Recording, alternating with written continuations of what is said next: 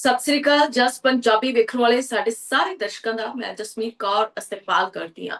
ਲੈ ਕੇ ਹਾਜ਼ਰ ਹਾਂ ਖਾਸ ਪ੍ਰੋਗਰਾਮ ਅੱਜ ਦਾ ਮੁੱਦਾ। ਅੱਜ ਅਸੀਂ ਗੱਲ ਕਰਾਂਗੇ ਉਸ ਧਰਤੀ ਦੀ ਜਿਸ ਨੂੰ ਮਿਨੀ ਪੰਜਾਬ ਵੀ ਆਖਿਆ ਜਾਂਦਾ ਹੈ। ਪਰ ਹੁਣ ਉੱਥੇ ਜੇਕਰ ਤੁਸੀਂ ਰੋਜੀ ਕਮਾਉਣੀ ਹੈ ਤਾਂ ਤੁਹਾਨੂੰ ਦਸਤਾਰ ਲਾ ਕੇ ਰੱਖਣੀ ਪਏਗੀ। ਇਹ ਸਭ ਤੋਂ ਪਹਿਲਾਂ ਪੁਆਇੰਟਰਸ ਦੇ ਜ਼ਰੀਏ ਸਮਝਦੇ ਹਾਂ ਕਿ ਮੁੱਦਾ ਹੈ ਕੀ ਹੈ।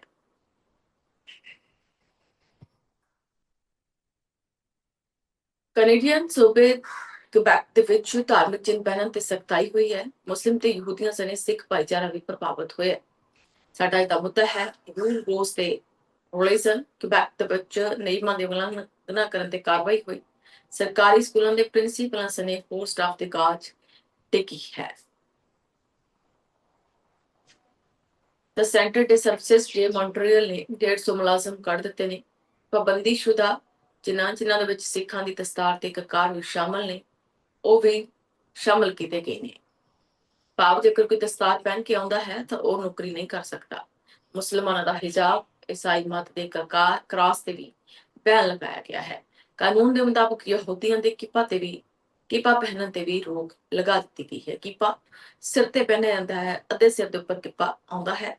ਯਹੂਦੀ ਕਿਪਾ ਪਹਿਨਦੇ। ਤਾਂ ਹੁਣ ਅਸੀਂ ਅੱਜ ਦੇ ਮੁੱਦੇ ਵੱਲ ਸ਼ੁਰੂ ਹੋਵਾਂਗੇ। ਅੱਜ ਦਾ ਮੁੱਦਾ ਹੈ ਜੀ, ਪੱਗ ਜਾਂ ਨੌਕਰੀ ਕੀ ਜ਼ਰੂਰੀ। ਇਹ ਕਿਸ ਤਰ੍ਹਾਂ ਦੀ ਜੰਗ ਹੈ ਜੋ ਪੱਗ ਨੂੰ ਲੈ ਕੇ ਛਿੜ ਗਈ ਹੈ, ਜੋ ਸਾਡੇ ਕਰਕਾਰਾਂ ਨੂੰ ਲੈ ਕੇ ਛਿੜ ਗਈ ਹੈ। ਦੁਨੀਆ ਭਰ ਦੇ ਵਿੱਚ ਸਿੱਖਾਂ ਨੇ ਕੋਸ਼ਿਸ਼ ਕੀਤੀ ਕਿ ਵੱਖਰੀ ਪਛਾਣ ਸਾਬਤ ਹੋ ਸਕੇ। ਕੇਸ, ਗੜਾ, ਕੰਘਾ, ਕਸ਼ਹਿਰਾ, ਦਸਤਾਰ ਬੰਨਿਆ ਜਾਂਦਾ ਹੈ ਪਛਾਣ ਦੇ ਲਈ। ਸਿੱਖ ਬਣਦੇ ਨੇ ਦਸਤਾਰ, ਪੰਜ ਕਕਾਰ ਨੇ ਸਾਡੇ। ਹੁਣ ਸਵਾਲ ਤੇ ਕੈਨੇਡਾ ਦੀ ਉਹ ਧਰਤੀ ਜਿਸ ਨੂੰ ਅਸੀਂ ਮਿਨੀ ਪੰਜਾਬ ਕਹਿੰਦੇ ਸੀ, ਕਿਬੈਕ ਦੇ ਵਿੱਚ ਹੁਣ ਨੌਕਰੀਆਂ ਹੀ ਨਹੀਂ ਖੁਸ਼ੀਆਂ, ਸਗੋਂ ਸਾਡੀ ਪਛਾਣ ਤੇ ਸਿੱਧਾ ਸਿੱਧਾ ਹਮਲਾ ਵੀ ਹੋਇਆ ਹੈ। ਹਮਲਾ ਸਾਡੀ ਪਛਾਣ ਨਾਲ ਕਿਵੇਂ ਹੋਇਆ? ਸਾਡੀ ਪਛਾਣ ਦਸਤਾਰ ਤੋਂ ਹੈ ਤੇ ਦਸਤਾਰ ਤੇ ਹੀ ਹਮਲਾ ਹੋਇਆ ਹੈ। ਭਾਵ ਜੇਕਰ ਹੁਣ ਤੁਹਾਨੂੰ ਕਿਊਬੈਕ ਦੇ ਵਿੱਚ ਨੌਕਰੀ ਚਾਹੀਦੀ ਹੈ ਤਾਂ ਤੁਸੀਂ ਦਸਤਾਰ ਨਹੀਂ ਪਹਿਨ ਸਕਦੇ। ਇਸ ਤੋਂ ਇਲਾਵਾ ਸਿਰਫ ਸਿੱਖਾਂ ਤੇ ਹੀ ਹਮਲਾ ਨਹੀਂ ਹੋਇਆ, ਹਮਲਾ ਯਹੂਦੀਆਂ ਤੇ ਵੀ ਹੋਇਆ ਜਿਨ੍ਹਾਂ ਦੇ ਕਿੱਪਾ ਪਹਿਨਣ ਤੇ ਮਨਾਹੀ ਕਰ ਦਿੱਤੀ ਗਈ ਹੈ। ਹਮਲਾ ਕ੍ਰਿਸਚੈਨਿਟੀ ਤੇ ਵੀ ਹੋਇਆ ਜਿਨ੍ਹਾਂ ਨੂੰ ਟੀ ਯਾਨੀ ਕਿ ਕ੍ਰਾਸ ਦਾ ਨਿਸ਼ਾਨ ਪਹਿਨਣ ਤੇ ਮਨਾਹੀ ਕਰ ਦਿੱਤੀ ਗਈ ਹੈ। ਕੋਈ ਵੀ ਧਾਰਮਿਕ ਚਿੰਨ੍ਹ ਹੁਣ ਕਿਬੈਕ ਦੇ ਵਿੱਚ ਨਹੀਂ ਪਹਿਨਿਆ ਜਾ ਸਕੇਗਾ। ਸਾਡਾ ਪ੍ਰੋਗਰਾਮ ਇਸ ਵੇਲੇ ਲਾਈਵ ਹੈ। ਤੁਸੀਂ ਸਾਡੇ ਨਾਲ ਲਾਈਵ ਪ੍ਰੋਗਰਾਮ ਦੇ ਵਿੱਚ ਜੁੜ ਸਕਦੇ ਹੋ ਤੇ ਆਪਣੀ ਰਾਏ ਦੇ ਸਕਦੇ ਹੋ। ਮੁਸਲਿਮ ਔਰਤਾਂ ਹਿਜਾਬ ਨਹੀਂ ਪਹਿਨ ਸਕਣਗੀਆਂ। ਹਿਜਾਬ, ਬੁਰਕਾ ਪਹਿਨਣ ਤੇ ਪਾਬੰਦੀ ਲਾ ਦਿੱਤੀ ਗਈ ਹੈ।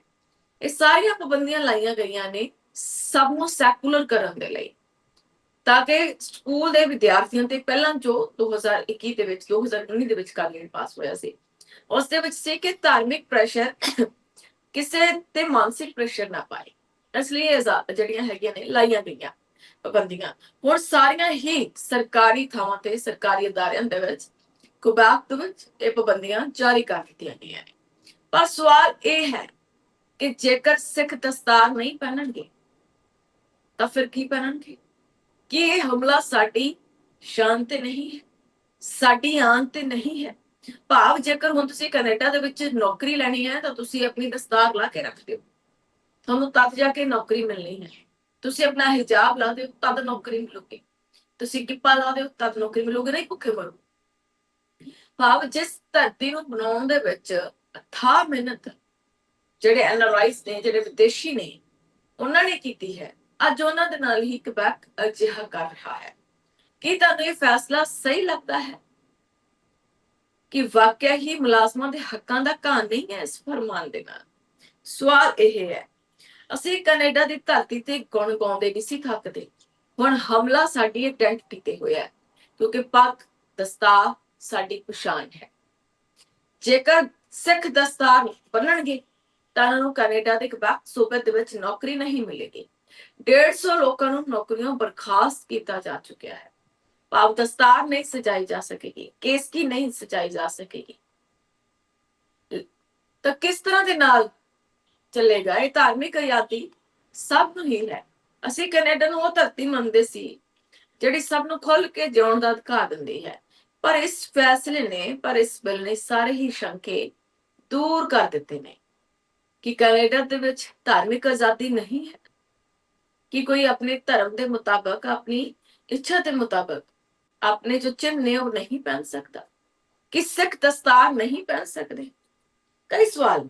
ਹੁਣ ਮੈਂ ਤੁਹਾਨੂੰ ਇੱਕ ਸਵਾਲ ਕਰਦੀ, ਜੇਕਰ ਤੁਹਾਨੂੰ ਕੈਨੇਡਾ ਦੇ ਵਿੱਚ ਦਸਤਾਰ ਜਾਂ ਨੌਕਰੀ ਚੋਂ ਕੋਈ ਇੱਕ ਚੂਜ਼ ਕਰਨਾ ਪਵੇ ਤਾਂ ਤੁਸੀਂ ਕਿਸ ਨੂੰ ਚੂਜ਼ ਕਰੋ? ਇਹ ਸਵਾਲ ਤੁਹਾਡੇ ਲਈ ਹੈ। ਸਾਡੀਆਂ ਫੋਨ ਲਾਈਨਸ ਖੁੱਲ ਚੁੱਕੀਆਂ ਨੇ, ਉਠੋ, ਫੋਨ ਕਰੋ ਤੇ ਆਪਣੀ ਰਾਏ ਦਿਓ ਕਿ ਸਾਨੂੰ ਜੇ ਸੂਬੇ ਵਿੱਚ ਰਹਿਣਾ ਚਾਹੀਦਾ ਹੈ ਜਿੱਥੇ ਆਸਥਾ ਦੀ ਕੋਈ ਕਦਰ ਨਹੀਂ ਹੈ। ਵੱਡੀ ਗਿਣਤੀ ਦੇ ਵਿੱਚ ਲੋਕ ਇੱਥੇ ਰਹਿੰਦੇ ਨੇ ਕਬੈਕ ਦੇ ਵਿੱਚ, ਜੋ ਪੰਜਾਬੀ ਨੇ, ਜੋ ਸਿੱਖ ਨੇ, ਔਰ ਉਹ ਦਸਤਾਰ ਪਹਿਨਦੇ ਨੇ। ਉਹਨਾਂ ਨੂੰ ਮਨਾਹੀ ਕਰ ਦਿੱਤੀ ਗਈ ਹੈ ਦਸਤਾਰ ਪਹਿਨਣ ਤੇ। ਹੁਣ ਸਾਨੂੰ ਤੁਸੀਂ ਦੱਸੋ ਕਿ ਤੁਸੀਂ ਕੀ ਚੂਜ਼ ਕਰੋਗੇ? ਦਸਤਾਰ ਚੂਜ਼ ਕਰੋਗੇ ਜਾਂ ਫਿਰ ਨੌਕਰੀ ਚੂਜ਼ ਕਰੋਗੇ ਕਿ ਭਾਈ ਘਰ ਦਾ ਗੁਜ਼ਾਰਾ ਚਲਾਉਣਾ ਹੈ, ਢਿੱਡ ਪਾਲਣਾ ਹੈ, ਜਾਂ ਫਿਰ ਉਸ ਸੂਬੇ ਨੂੰ ਛੱਡ ਦਿਓ ਜਿੱਥੇ ਧਾਰਮਿਕ ਆਸਥਾ ਦੀ ਕੋਈ ਕਦਰ ਨਹੀਂ ਹੈ? ਕਿ ਹੋਰ ਸੂਬਿਆਂ ਦੇ ਵਿੱਚ, ਕੈਨੇਡਾ ਦੇ ਵਿੱਚ ਕੰਮ ਲੱਭਣਾ ਆਸਾਨ ਹੈ? ਸਵਾਲ ਇਹ ਵੀ ਹੈ। ਆਖਿਰਕਾਰ ਇਹ ਫੈਸਲਾ ਆਇਆ ਕਿਉਂ ਹੈ? ਆਖਿਰਕਾਰ ਇਹ ਫੈਸਲਾ ਕਿਉਂ ਆਇਆ ਹੈ? ਕਿਉਂ ਇਸ ਤਰ੍ਹਾਂ ਦੇ ਨਾਲ ਜਿਹੜਾ ਫੈਸਲਾ ਹੈ ਕੁਬੈਕ ਦੇ ਵੱਲੋਂ ਕੀਤਾ ਗਿਆ ਹੈ? ਕਈ ਰਾਈਟਸ ਨੇ ਜਿਹੜੇ ਕੈਨੇਡਾ ਦੇ ਕਹਿੰਦੇ ਨੇ ਕਿ ਜੀ ਏਦਾਂ ਨਹੀਂ ਹੋ ਸਕਦਾ, ਏਦਾਂ ਨਹੀਂ ਹੋ ਸਕਦਾ, ਕੈਨੇਡਾ ਦੇ ਵਿੱਚ ਧਾਰਮਿਕ ਆਜ਼ਾਦੀ ਹੈ। ਪਰ ਜੋ ਕੁਬੈਕ ਦੇ ਵਿੱਚ ਹੋਇਆ ਹੈ ਉੱਥੇ ਲੱਗਦਾ ਹੈ ਕਿ ਸਾਰੇ ਹੀ ਗੁਲਾਮ ਨੇ, ਕੋਈ ਧਾਰਮਿਕ ਆਜ਼ਾਦੀ ਨਹੀਂ ਮੰਨ ਸਕਦਾ। ਕੁਬੈਕ ਸਰਕਾਰ ਨੇ ਵਿਵਾਦਿਤ ਕਾਨੂੰਨ, ਚਿੰਨ੍ਹ ਕਾਨੂੰਨ ਬਿੱਲ 2021 ਦਾ ਦਾਇਰਾ ਵਧਾਇਆ ਹੈ। ਅਪ੍ਰੈਲ 2026 ਦੇ ਵਿੱਚ ਪਾਸ ਹੋਏ ਨਵੇਂ ਬਿੱਲ 94 ਜਾਂ ਬਿੱਲ 9 ਦੇ ਤਹਿਤ ਹੁਣੇ ਪਾਬੰਦੀਆਂ ਸਿਰਫ ਅਧਿਆਪਕਾਂ ਜਾਂ ਪੁਲਿਸ ਤੱਕ ਸੀਮਤ ਨਹੀਂ ਰਹੀਆਂ, ਸਗੋਂ ਹੋਰ ਜਨਤਕ ਥਾਵਾਂ ਤੇ ਵੀ ਲਾਗੂ ਕਰ ਦਿੱਤੀਆਂ ਗਈਆਂ ਨੇ। ਭਾਵ ਸਾਰੇ ਹੀ ਸਰਕਾਰੀ ਥਾਵਾਂ ਤੇ ਇਹ ਪਾਬੰਦੀਆਂ ਲਾਗੂ ਕਰ ਦਿੱਤੀਆਂ ਗਈਆਂ ਨੇ। ਆਪ ਜੇਕਰ ਤੁਸੀਂ ਉਹਨਾਂ ਥਾਵਾਂ ਤੇ ਨੌਕਰੀ ਕਰਨੀ ਹੈ ਤੇ ਤੁਸੀਂ ਆਪਣੇ ਰਿਲੀਜਨ ਨੂੰ ਪ੍ਰਫੁੱਲਤ ਨਹੀਂ ਕਰ ਸਕਦੇ। ਤੁਸੀਂ ਬਿਨਾਂ ਰਿਲੀਜਨ ਤੋਂ ਉੱਥੇ ਰਹਿ ਕੇ ਕੰਮ ਕਰ ਸਕਦੇ ਹੋ, ਪਰ ਤੁਸੀਂ ਦਸਤਾਰ ਨਹੀਂ ਪਹਿਨ ਸਕਦੇ। ਤੁਸੀਂ ਦਸਤਾਰ ਸਜਾਉਂਦੇ ਹੋ, ਤੁਹਾਡੇ ਵਾਲ ਲੰਬੇ ਨੇ, ਭਾਵ ਤੁਸੀਂ ਦਸਤਾਰ ਪਹਿਨੇ ਬਿਨਾਂ ਹੀ ਵਾਲ ਕਟਾ ਕੇ, ਕੇਸ ਕਤਲ ਕਰਾ ਕੇ ਆਪਣੀ ਨੌਕਰੀ ਤੇ ਜਾਓ। ਇਸ ਤਰ੍ਹਾਂ ਦਾ ਕਾਨੂੰਨ ਹੈ ਜਿਹੜਾ ਕੁਬੈਕ ਦੇ ਵਿੱਚ ਪਾਸ ਹੋਇਆ ਹੈ। ਹੁਣ ਸਰਕਾਰੀ ਫੰਡਾਂ ਨਾਲ ਚੱਲਣ ਵਾਲੇ, ਚਾਹੇ ਉਹ ਡੇ ਕੇਅਰ ਹੋਣ, ਉਹਨਾਂ ਦੇ ਮੁਲਾਜ਼ਮ ਹੋਣ, ਸਕੂਲਾਂ ਦਾ ਸਪੋਰਟ ਸਟਾਫ ਹੋਵੇ, ਜਿਵੇਂ ਲੰਚ ਰੂਮ ਮੋਨੀਟਰ ਹੋਵੇ, ਜਾਂ ਫਿਰ ਸਪੈਸ਼ਲ ਐਜੂਕੇਸ਼ਨ ਟੈਕਨੀਸ਼ੀਅਨ ਹੋਣ, ਉਹ ਵੀ ਆਪਣੀ ਡਿਊਟੀ ਦੇ ਦੌਰਾਨ ਦਸਤਾਰ, ਹਿਜਾਬ ਜਾਂ ਕ੍ਰੋਸ ਵਰਗੇ ਧਾਰਮਿਕ ਚਿੰਨ੍ਹ ਨਹੀਂ ਪਹਿਨ ਸਕਣ। ਹੁਣ ਨੌਕਰੀਆਂ ਤੇ ਕੀ ਅਸਰ ਪਿਆ ਹੈ? ਮੌਂਟਰੀਅਲ ਦੇ ਸਭ ਤੋਂ ਵੱਡੇ ਸਕੂਲ ਬੋਰਡ ਜਾਨੀ ਕਿ CSSDM ਨੇ ਹਾਲ ਹੀ ਦੇ ਵਿੱਚ ਲਗਭਗ 150 ਮੁਲਾਜ਼ਮਾਂ ਨੂੰ ਨੌਕਰੀ ਤੋਂ ਕੱਢ ਦਿੱਤਾ ਹੈ, ਕਿਉਂਕਿ ਉਹਨਾਂ ਨੇ ਧਾਰਮਿਕ ਚਿੰਨ੍ਹ ਹਟਾਉਣ ਤੋਂ ਇਨਕਾਰ ਕਰ ਦਿੱਤਾ ਸੀ। ਨਵੇਂ ਕਾਨੂੰਨ ਅਨੁਸਾਰ ਜਨਤਕ ਥਾਵਾਂ ਜਿਵੇਂ ਸੜਕਾਂ ਜਾਂ ਪਾਰਕਾਂ ਦੇ ਵਿੱਚ ਸਮੂਹਿਕ ਪ੍ਰਾਰਥਨਾ ਕਰਨ ਤੇ ਵੀ ਹੁਣ ਪ੍ਰਸ਼ਾਸਨ ਦੀ ਪਰਮਿਸ਼ਨ ਲੈਣੀ ਜ਼ਰੂਰੀ ਹੋਏਗੀ। ਇਸ ਨੂੰ ਲੈ ਕੇ ਸੁਪਰੀਮ ਕੋਰਟ ਦੇ ਵਿੱਚ ਵੀ ਸੁਣਵਾਈ ਹੋਈ ਸੀ। ਕੈਨੇਡਾ ਦੀ ਸੁਪਰੀਮ ਕੋਰਟ ਦੇ ਮੁਤਾਬਕ ਮਾਰਚ 2026 ਦੇ ਵਿੱਚ ਇਸ ਕਾਨੂੰਨ ਵਿਰੁੱਧ ਪਾਈਆਂ ਚੁਣੌਤੀਆਂ ਤੇ 4 ਦਿਨਾਂ ਦੀ ਇਤਿਹਾਸਕ ਸੁਣਵਾਈ ਹੋਈ, ਜਿਸ ਦਾ ਫੈਸਲਾ ਇਸੇ ਸਾਲ ਆਉਣ ਦੀ ਉਮੀਦ ਹੈ ਜਿਹੜੀ ਜਤਾਈ ਜਾ ਰਹੀ ਹੈ। ਹੁਣ ਕੈਨੇਡਾ ਦੇ ਕੁਬੈਕ ਸੂਬੇ ਤੋਂ ਸਭ ਤੋਂ ਵੱਡੀ ਤੇ ਚਿੰਤਾਜਨਕ ਜੋ ਖਬਰ ਹੈ ਉਸ ਤੇ ਅਸੀਂ ਗੱਲ ਕਰ ਰਹੇ ਹਾਂ। ਹੁਣ ਸਮਾਂ ਹੈ ਅੱਜ ਤੁਹਾਡੇ ਵੱਲੋਂ ਆਉਂਦੇ ਜਵਾਬ। ਇਹ ਤੁਹਾਡੇ ਜਵਾਬ ਕੀ ਹੋਣਗੇ? ਤੁਹਾਨੂੰ ਕੀ ਲੱਗਦਾ ਹੈ ਕਿ ਨੌਕਰੀ ਦੇ ਲਈ ਦਸਤਾਰ ਉਤਾਰ ਦਿਓ, ਨੌਕਰੀ ਦੇ ਲਈ ਦੁਪੱਟਾ ਉਤਾਰ ਦਿਓ? ਕਿਉਂਕਿ ਜੇਕਰ ਸੂਟ ਪਾਇਆ ਹੋਏਗਾ ਤਾਂ ਤੁਹਾਨੂੰ ਦੁਪੱਟਾ ਲੈਣਾ ਪਏਗਾ।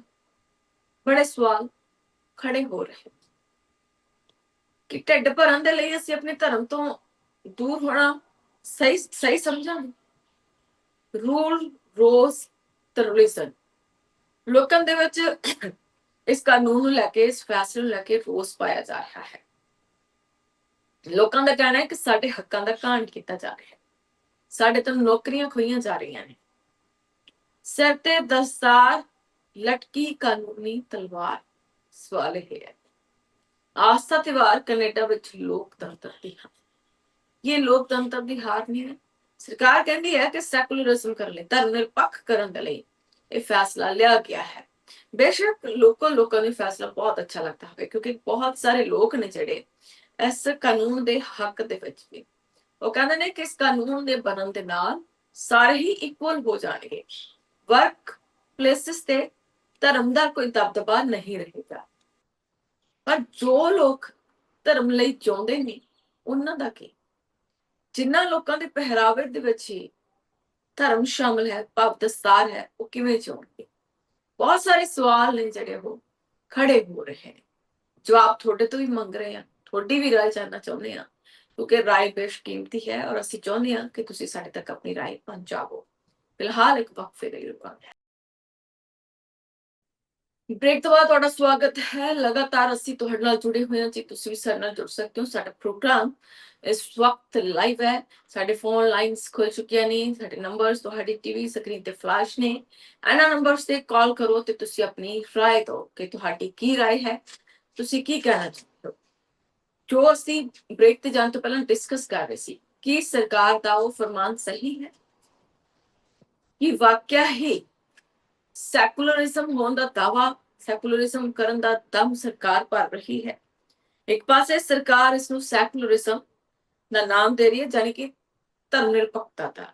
ਉੱਥੇ ਸਿੱਖ ਜਥੇਬੰਦੀਆਂ ਆਪਣੇ ਮਨੁੱਖੀ ਅਧਿਕਾਰ ਕਾਰਕੁਨ ਇਸ ਨੂੰ ਸਿੱਧਾ ਵਤੀਰਾ ਦੱਸ ਰਹੇ ਨੇ। ਕੈਨੇਡਾ ਦੀ ਸੁਪਰੀਮ ਕੋਰਟ ਦੇ ਵਿੱਚ ਇਸ ਕਾਨੂੰਨ ਦੀ ਸੰਵਿਧਾਨਕ ਮਾਨਤਾ ਨੂੰ ਲੈ ਕੇ ਸੁਣਵਾਈ ਹੈ ਜਿਹੜੀ ਪੂਰੀ ਹੋਈ ਹੈ, ਤੇ ਪੂਰੀ ਦੁਨੀਆ ਦੀਆਂ ਨਜ਼ਰਾਂ ਵੀ ਇਸ ਫੈਸਲੇ ਤੇ ਟਿਕੀਆਂ ਹੋਈਆਂ ਨੇ ਕਿ ਆਖਰ ਕੈਨੇਡਾ ਦੀ ਸੁਪਰੀਮ ਕੋਰਟ ਕੀ ਫੈਸਲਾ ਸੁਣਾਏਗੀ। ਇੱਕ ਪਾਸੇ ਕਹਿੰਦੇ ਆ ਜੀ ਅਸੀਂ ਸੈਕੂਲਰ ਕੰਟਰੀ ਹਾਂ, ਸਾਡੇ ਲਈ ਸਭ ਧਰਮ ਇੱਕੋ ਜਿਹੇ ਨੇ, ਕਿ ਵਾਕਿਆ ਹੀ ਕੈਨੇਡਾ ਦਾ ਕੁਬੈਕ ਇੱਕ ਸੈਕੂਲਰ ਸਟੇਟ ਹੈ, ਜਾਂ ਫਿਰ ਧਰਮ ਤੇ ਪਾਬੰਦੀ ਲਾਉਣ ਦੇ ਨਾਲ ਲੋਕਤੰਤਰ ਨਾਮ ਦੀ ਚੀਜ਼ ਕੈਨੇਡਾ ਦੇ ਵਿੱਚ ਹੈ ਹੀ ਨਹੀਂ। ਬੜੇ ਸਵਾਲ ਨੇ ਜਿਹੜੇ ਖੜੇ ਹੋ ਰਹੇ ਨੇ। ਤੁਹਾਨੂੰ ਕੀ ਲੱਗਦਾ ਹੈ ਕਿ ਸੁਪਰੀਮ ਕੋਰਟ ਇਸ ਨੂੰ ਰੱਦ ਕਰੇਗੀ ਜਾਂ ਫਿਰ ਬਾਦਸਤੂਰ ਰੱਖੇਗੀ, ਜਾਂ ਫਿਰ ਇਹ ਪਾਬੰਦੀਆਂ ਜਾਰੀ ਰਹਿਣਗੀਆਂ? ਬਹੁਤ ਸਾਰੇ ਸਵਾਲ ਨੇ ਜਿਹੜੇ ਉਹ ਖੜੇ ਹੋ ਰਹੇ ਨੇ ਕਿ ਆਖਰਕਾਰ ਇਸ ਤਰ੍ਹਾਂ ਕਿਉਂ? ਕਿ ਵਾਕਿਆ ਹੀ ਕਬੈਕ ਦੇ ਵਿੱਚ ਜੋ ਕੀਤਾ ਗਿਆ ਹੈ ਉਹ ਸਹੀ ਹੈ ਜਾਂ ਗਲਤ ਹੈ? ਕਿ ਲੋਕਾਂ ਨੂੰ ਆਪਣੀ ਧਾਰਮਿਕ ਆਜ਼ਾਦੀ ਮਾਨਣ ਦਾ ਹੱਕ ਨਹੀਂ? ਇਹ ਜੇ ਨੌਕਰੀ ਲੈਣੀ ਹੈ ਤਾਂ ਦਸਤਾਰ ਲੈ ਕੇ ਸਾਈਡ ਤੇ ਰੱਖਣੀ ਪਏਗੀ? ਕਿ ਵਾਕਿਆ ਹੀ ਤੁਸੀਂ ਨੌਕਰੀ ਦੇ ਲਈ ਕੈਨੇਡਾ ਦੇ ਵਿੱਚ ਆਪਣੀ ਦਸਤਾਰ ਲਾ ਕੇ ਸਾਈਡ ਤੇ ਰੱਖੋਗੇ? ਦੂਜਾ ਸਵਾਲ, ਕਿ ਵਾਕਿਆ ਹੀ ਕਿਸੇ ਹੋਰ ਸੂਬੇ ਦੇ ਵਿੱਚ ਜਾਓਗੇ ਜਿੱਥੇ ਦਸਤਾਰ ਮਨਾਹੀ ਨਾ ਹੋਵੇ? ਪਰ ਸਵਾਲ ਇਹ ਹੈ, ਜੇਕਰ ਕਬੈਕ ਨੇ ਅਜਿਹਾ ਕੀਤਾ ਹੈ, ਹੋ ਸਕਦਾ ਹੈ ਕਿ ਕੈਨੇਡਾ ਦੇ ਬਾਕੀ ਸੂਬਿਆਂ ਦੇ ਵਿੱਚ ਵੀ ਆਉਂਦੇ ਸਮੇਂ ਦੇ ਵਿੱਚ ਅਜਿਹਾ ਹੋ ਜਾਵੇ, ਤਾਂ ਫਿਰ ਤੁਸੀਂ ਕੀ ਕਰੋਗੇ?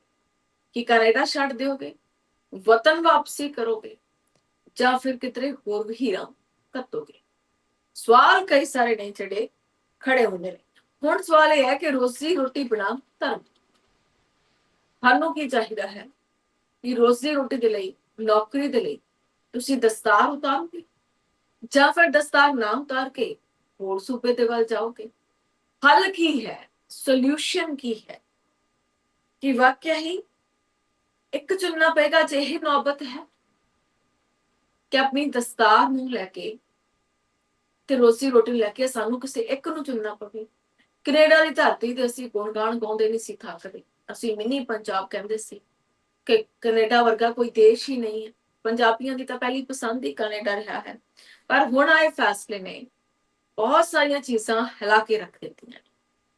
Canada the charter of rights ਕਹਿੰਦਾ ਹੈ ਕਿ ਹਰ ਕਿਸੇ ਨੂੰ ਆਪਣੇ ਧਰਮ ਦੀ ਆਜ਼ਾਦੀ ਹੈ, ਪਰ ਕਿਊਬੈਕ ਦਾ ਬਿੱਲ 21 ਅਤੇ ਬਿੱਲ 94 ਇਸ ਸੰਵਿਧਾਨ ਦੀਆਂ ਧੱਜੀਆਂ ਉਡਾ ਰਿਹਾ ਹੈ। ਅੱਜ ਸਵਾਲ ਇਹ ਹੈ ਕਿ ਕਾਰਨੀ ਸਰਕਾਰ ਨੂੰ ਲੈ ਕੇ ਵੀ ਸਵਾਲ ਹੈ ਕਿ ਵੋਟਾਂ ਵੇਲੇ ਸਿਰਫ ਗੁਰੂ ਘਰਾਂ ਦੇ ਵਿੱਚ ਮੱਥਾ ਟੇਕਣਾ ਮਹਿਜ਼ ਇੱਕ ਡਰਾਮਾ ਹੈ। ਕਿੱਥੇ ਗਈ ਮਨੁੱਖੀ ਅਧਿਕਾਰਾਂ ਦੀ ਉਹ ਦੁਹਾਈ? ਵੈਸੇ ਵੀ ਜਦ ਦੀ ਕਾਰਨੀ ਸਰਕਾਰ ਆਈ ਹੈ, ਕੁਝ ਨਾ ਕੁਝ ਫੈਸਲੇ ਜਿਹੜੇ ਸਿੱਖਾਂ ਦੇ ਵਿਰੋਧ ਦੇ ਵਿੱਚ ਵੀ ਹੋਏ। ਪਿੱਛੇ ਜੇ ਵੀ ਇੱਕ ਫੈਸਲਾ ਹੋਇਆ ਸੀ ਖਾਲਿਸਤਾਨ ਦੇ ਨੁਮਾਇੰਦਿਆਂ ਦੇ ਵਿਰੋਧ ਵਿੱਚ, ਉੱਥੇ ਖਾਲਿਸਤਾਨ ਦੇ ਝੰਡੇ ਲਹਿਰਾ ਕੇ ਹੁਣ ਕੋਈ ਸਮਾਗਮ ਨਹੀਂ ਸੀ ਕਰਵਾਇਆ ਜਾ ਸਕਦਾ। ਹਾਂ, ਦੂਸਰਾ ਫੈਸਲਾ ਜਿਹੜਾ ਮੌਂਟਰੀਅਲ ਕੁਬੈਕ ਤੋਂ ਆਇਆ ਹੈ, ਜਿੱਥੇ ਰਿਲੀਜਨ ਜਿਹੜੇ ਸਿੰਬਲ ਨੇ, ਰਿਲੀਜੀਅਸ ਸਿੰਬਲ ਨੇ, ਉਹ ਪਹਿਨਣ ਤੇ ਮਨਾਹੀ ਹੈ। ਭਾਵ ਉਹ ਪਹਿਨ ਕੇ ਤੁਸੀਂ ਆਪਣਾ ਕੰਮ ਨਹੀਂ ਕਰ ਸਕਦੇ। ਤੁਸੀਂ ਪੱਗ ਪਹਿਨੀ ਹੈ, ਤੁਹਾਨੂੰ ਪੱਗ ਉਤਾਰਨੀ ਪਊਗੀ। ਤੁਸੀਂ ਸਿਰ ਤੇ ਦੁਪੱਟਾ ਲਿਆ, ਤੁਹਾਨੂੰ ਉਹ ਦੁਪੱਟਾ, ਉਹ ਚੁੰਨੀ ਉਤਾਰਨੀ ਪਊਗੀ, ਫਿਰ ਤੁਸੀਂ ਕੰਮ ਕਰ ਸਕਦੇ ਹੋ। ਚਾਹੇ ਤੁਸੀਂ ਡੇ ਕੇਅਰ ਦੇ ਵਿੱਚ ਕੰਮ ਕਰ ਰਹੇ ਹੋ, ਚਾਹੇ ਤੁਸੀਂ ਨਰਸਰੀ ਦੇ ਵਿੱਚ ਕੰਮ ਕਰ ਰਹੇ ਹੋ, ਚਾਹੇ ਕਿਸੇ ਹੋਰ ਸਰਕਾਰੀ ਅਦਾਰੇ ਦੇ ਵਿੱਚ ਤੁਸੀਂ ਕੰਮ ਕਰ ਰਹੇ ਹੋ, ਜਾਂ ਫਿਰ ਪੁਲਿਸ ਡਿਪਾਰਟਮੈਂਟ ਦੇ ਵਿੱਚ। ਤੁਸੀਂ ਆਪਣੇ ਧਾਰਮਿਕ ਕਕਾਰਾਂ ਦੇ ਨਾਲ, ਧਾਰਮਿਕ ਚਿੰਨ੍ਹਾਂ ਦੇ ਨਾਲ ਨੌਕਰੀ ਨਹੀਂ ਕਰ ਪਾਓਗੇ। ਇਹ ਇੱਕ ਬਹੁਤ ਵੱਡਾ ਫੈਸਲਾ ਹੈ। ਕੈਨੇਡਾ ਦੀ ਸਰਕਾਰ ਕਹਿੰਦੀ ਹੈ ਕਿ ਅਸੀਂ ਸੈਕੂਲਰ ਕਰਨ ਦੇ ਲਈ ਕੀਤਾ, ਪਰ ਚਾਰਟਰ ਆਫ ਅਕਾਊਂਟ ਰਾਈਟਸ ਕਹਿੰਦਾ ਹੈ ਕਿ ਹਰ ਇੱਕ ਨੂੰ ਧਾਰਮਿਕ ਆਜ਼ਾਦੀ ਮਾਨਣ ਦਾ ਹੱਕ ਹੈ। ਫਿਰ ਇਹ ਸਭ ਕੀ ਹੋ ਰਿਹਾ ਹੈ? ਅਜਿਹਾ ਕੀ ਹੈ ਕਿ ਅਜਿਹਾ ਹੋ ਰਿਹਾ ਹੈ ਔਰ ਲੋਕਾਂ ਨੂੰ ਨੌਕਰੀਆਂ ਕੱਢਿਆ ਜਾ ਰਿਹਾ ਹੈ? ਉਹ 150 ਲੋਕ ਜਿਨ੍ਹਾਂ ਦੀ ਨੌਕਰੀ ਖੋਹ ਲਈ, ਉਹਨਾਂ ਦੇ ਘਰ ਦਾ ਰੁਜ਼ਗਾਰ ਚਲਾਉਣ ਲਈ ਕੈਨੇਡਾ ਸਰਕਾਰ ਦੇ ਵੱਲੋਂ ਕੋਈ ਪਹਿਲ ਕਦਮੀ ਕੀਤੀ ਗਈ? ਉਹ ਲੋਕ ਕੀ ਕਰਨਗੇ, ਕਿੱਥੇ ਜਾਣਗੇ? ਇਹ ਸਾਰੇ ਹੀ ਬਾਹਰੋਂ ਆਏ ਹੋਏ ਲੋਕ ਨੇ। ਇਹਨਾਂ ਨੇ ਲੱਖਾਂ ਰੁਪਏ ਖਰਚੇ ਹੋਣੇ ਆ ਕੈਨੇਡਾ ਤੇ ਵਸਣ ਦੇ ਲਈ। ਉਹਨਾਂ ਪੈਸਿਆਂ ਦੀ ਭਰਪਾਈ ਕੌਣ ਕਰੇਗਾ? ਕੀ ਧਾਰਮਿਕ ਚਿੰਨ੍ਹ ਪਹਿਨਣਾ, ਦਸਤਾਰ ਪਹਿਨਣੀ, ਹਿਜਾਬ ਪਹਿਨਣਾ, ਕਿੱਪਾ ਪਹਿਨਣਾ, ਕ੍ਰਾਸ ਦਾ ਨਿਸ਼ਾਨ ਪਹਿਨਣਾ ਕੀ ਗਲਤ ਹੈ? ਇਸ ਤਰ੍ਹਾਂ ਕੀ ਹੋ ਜਾਏਗਾ ਜੇਕਰ ਕੋਈ ਧਾਰਮਿਕ ਚਿੰਨ੍ਹ ਪਹਿਨ ਕੇ ਆਪਣੀ ਡਿਊਟੀ ਦੇ ਦੇਗਾ? ਕੀ ਉਹ ਗਲਤ ਹੈ? ਸਗੋਂ ਧਾਰਮਿਕ ਚਿੰਨ੍ਹ ਤੁਹਾਨੂੰ ਸ਼ਾਂਤ ਰਹਿਣਾ ਸਿਖਾਉਂਦੇ ਨੇ, ਤੁਹਾਨੂੰ ਸਿਖਾਉਂਦੇ ਨੇ ਕਿ ਤੁਸੀਂ ਕੌਣ ਹੋ, ਤੁਸੀਂ ਕਿਵੇਂ ਜਿਉਣਾ ਹੈ, ਕਿਵੇਂ ਲੋਕਾਂ ਦੇ ਵਿੱਚ ਭਾਵਨਾ ਹੈ ਜਿਹੜੀ ਪਿਆਰ ਦੀ ਉਹ ਆਉਣੀ। ਪਰ ਇਹ ਧਾਰਮਿਕ ਚਿੰਨ੍ਹ ਤੁਸੀਂ ਨਹੀਂ ਪਹਿਨ ਸਕੋਗੇ ਕੈਨੇਡਾ ਦੇ ਕਿਬੈਕ ਦੇ ਵਿੱਚ।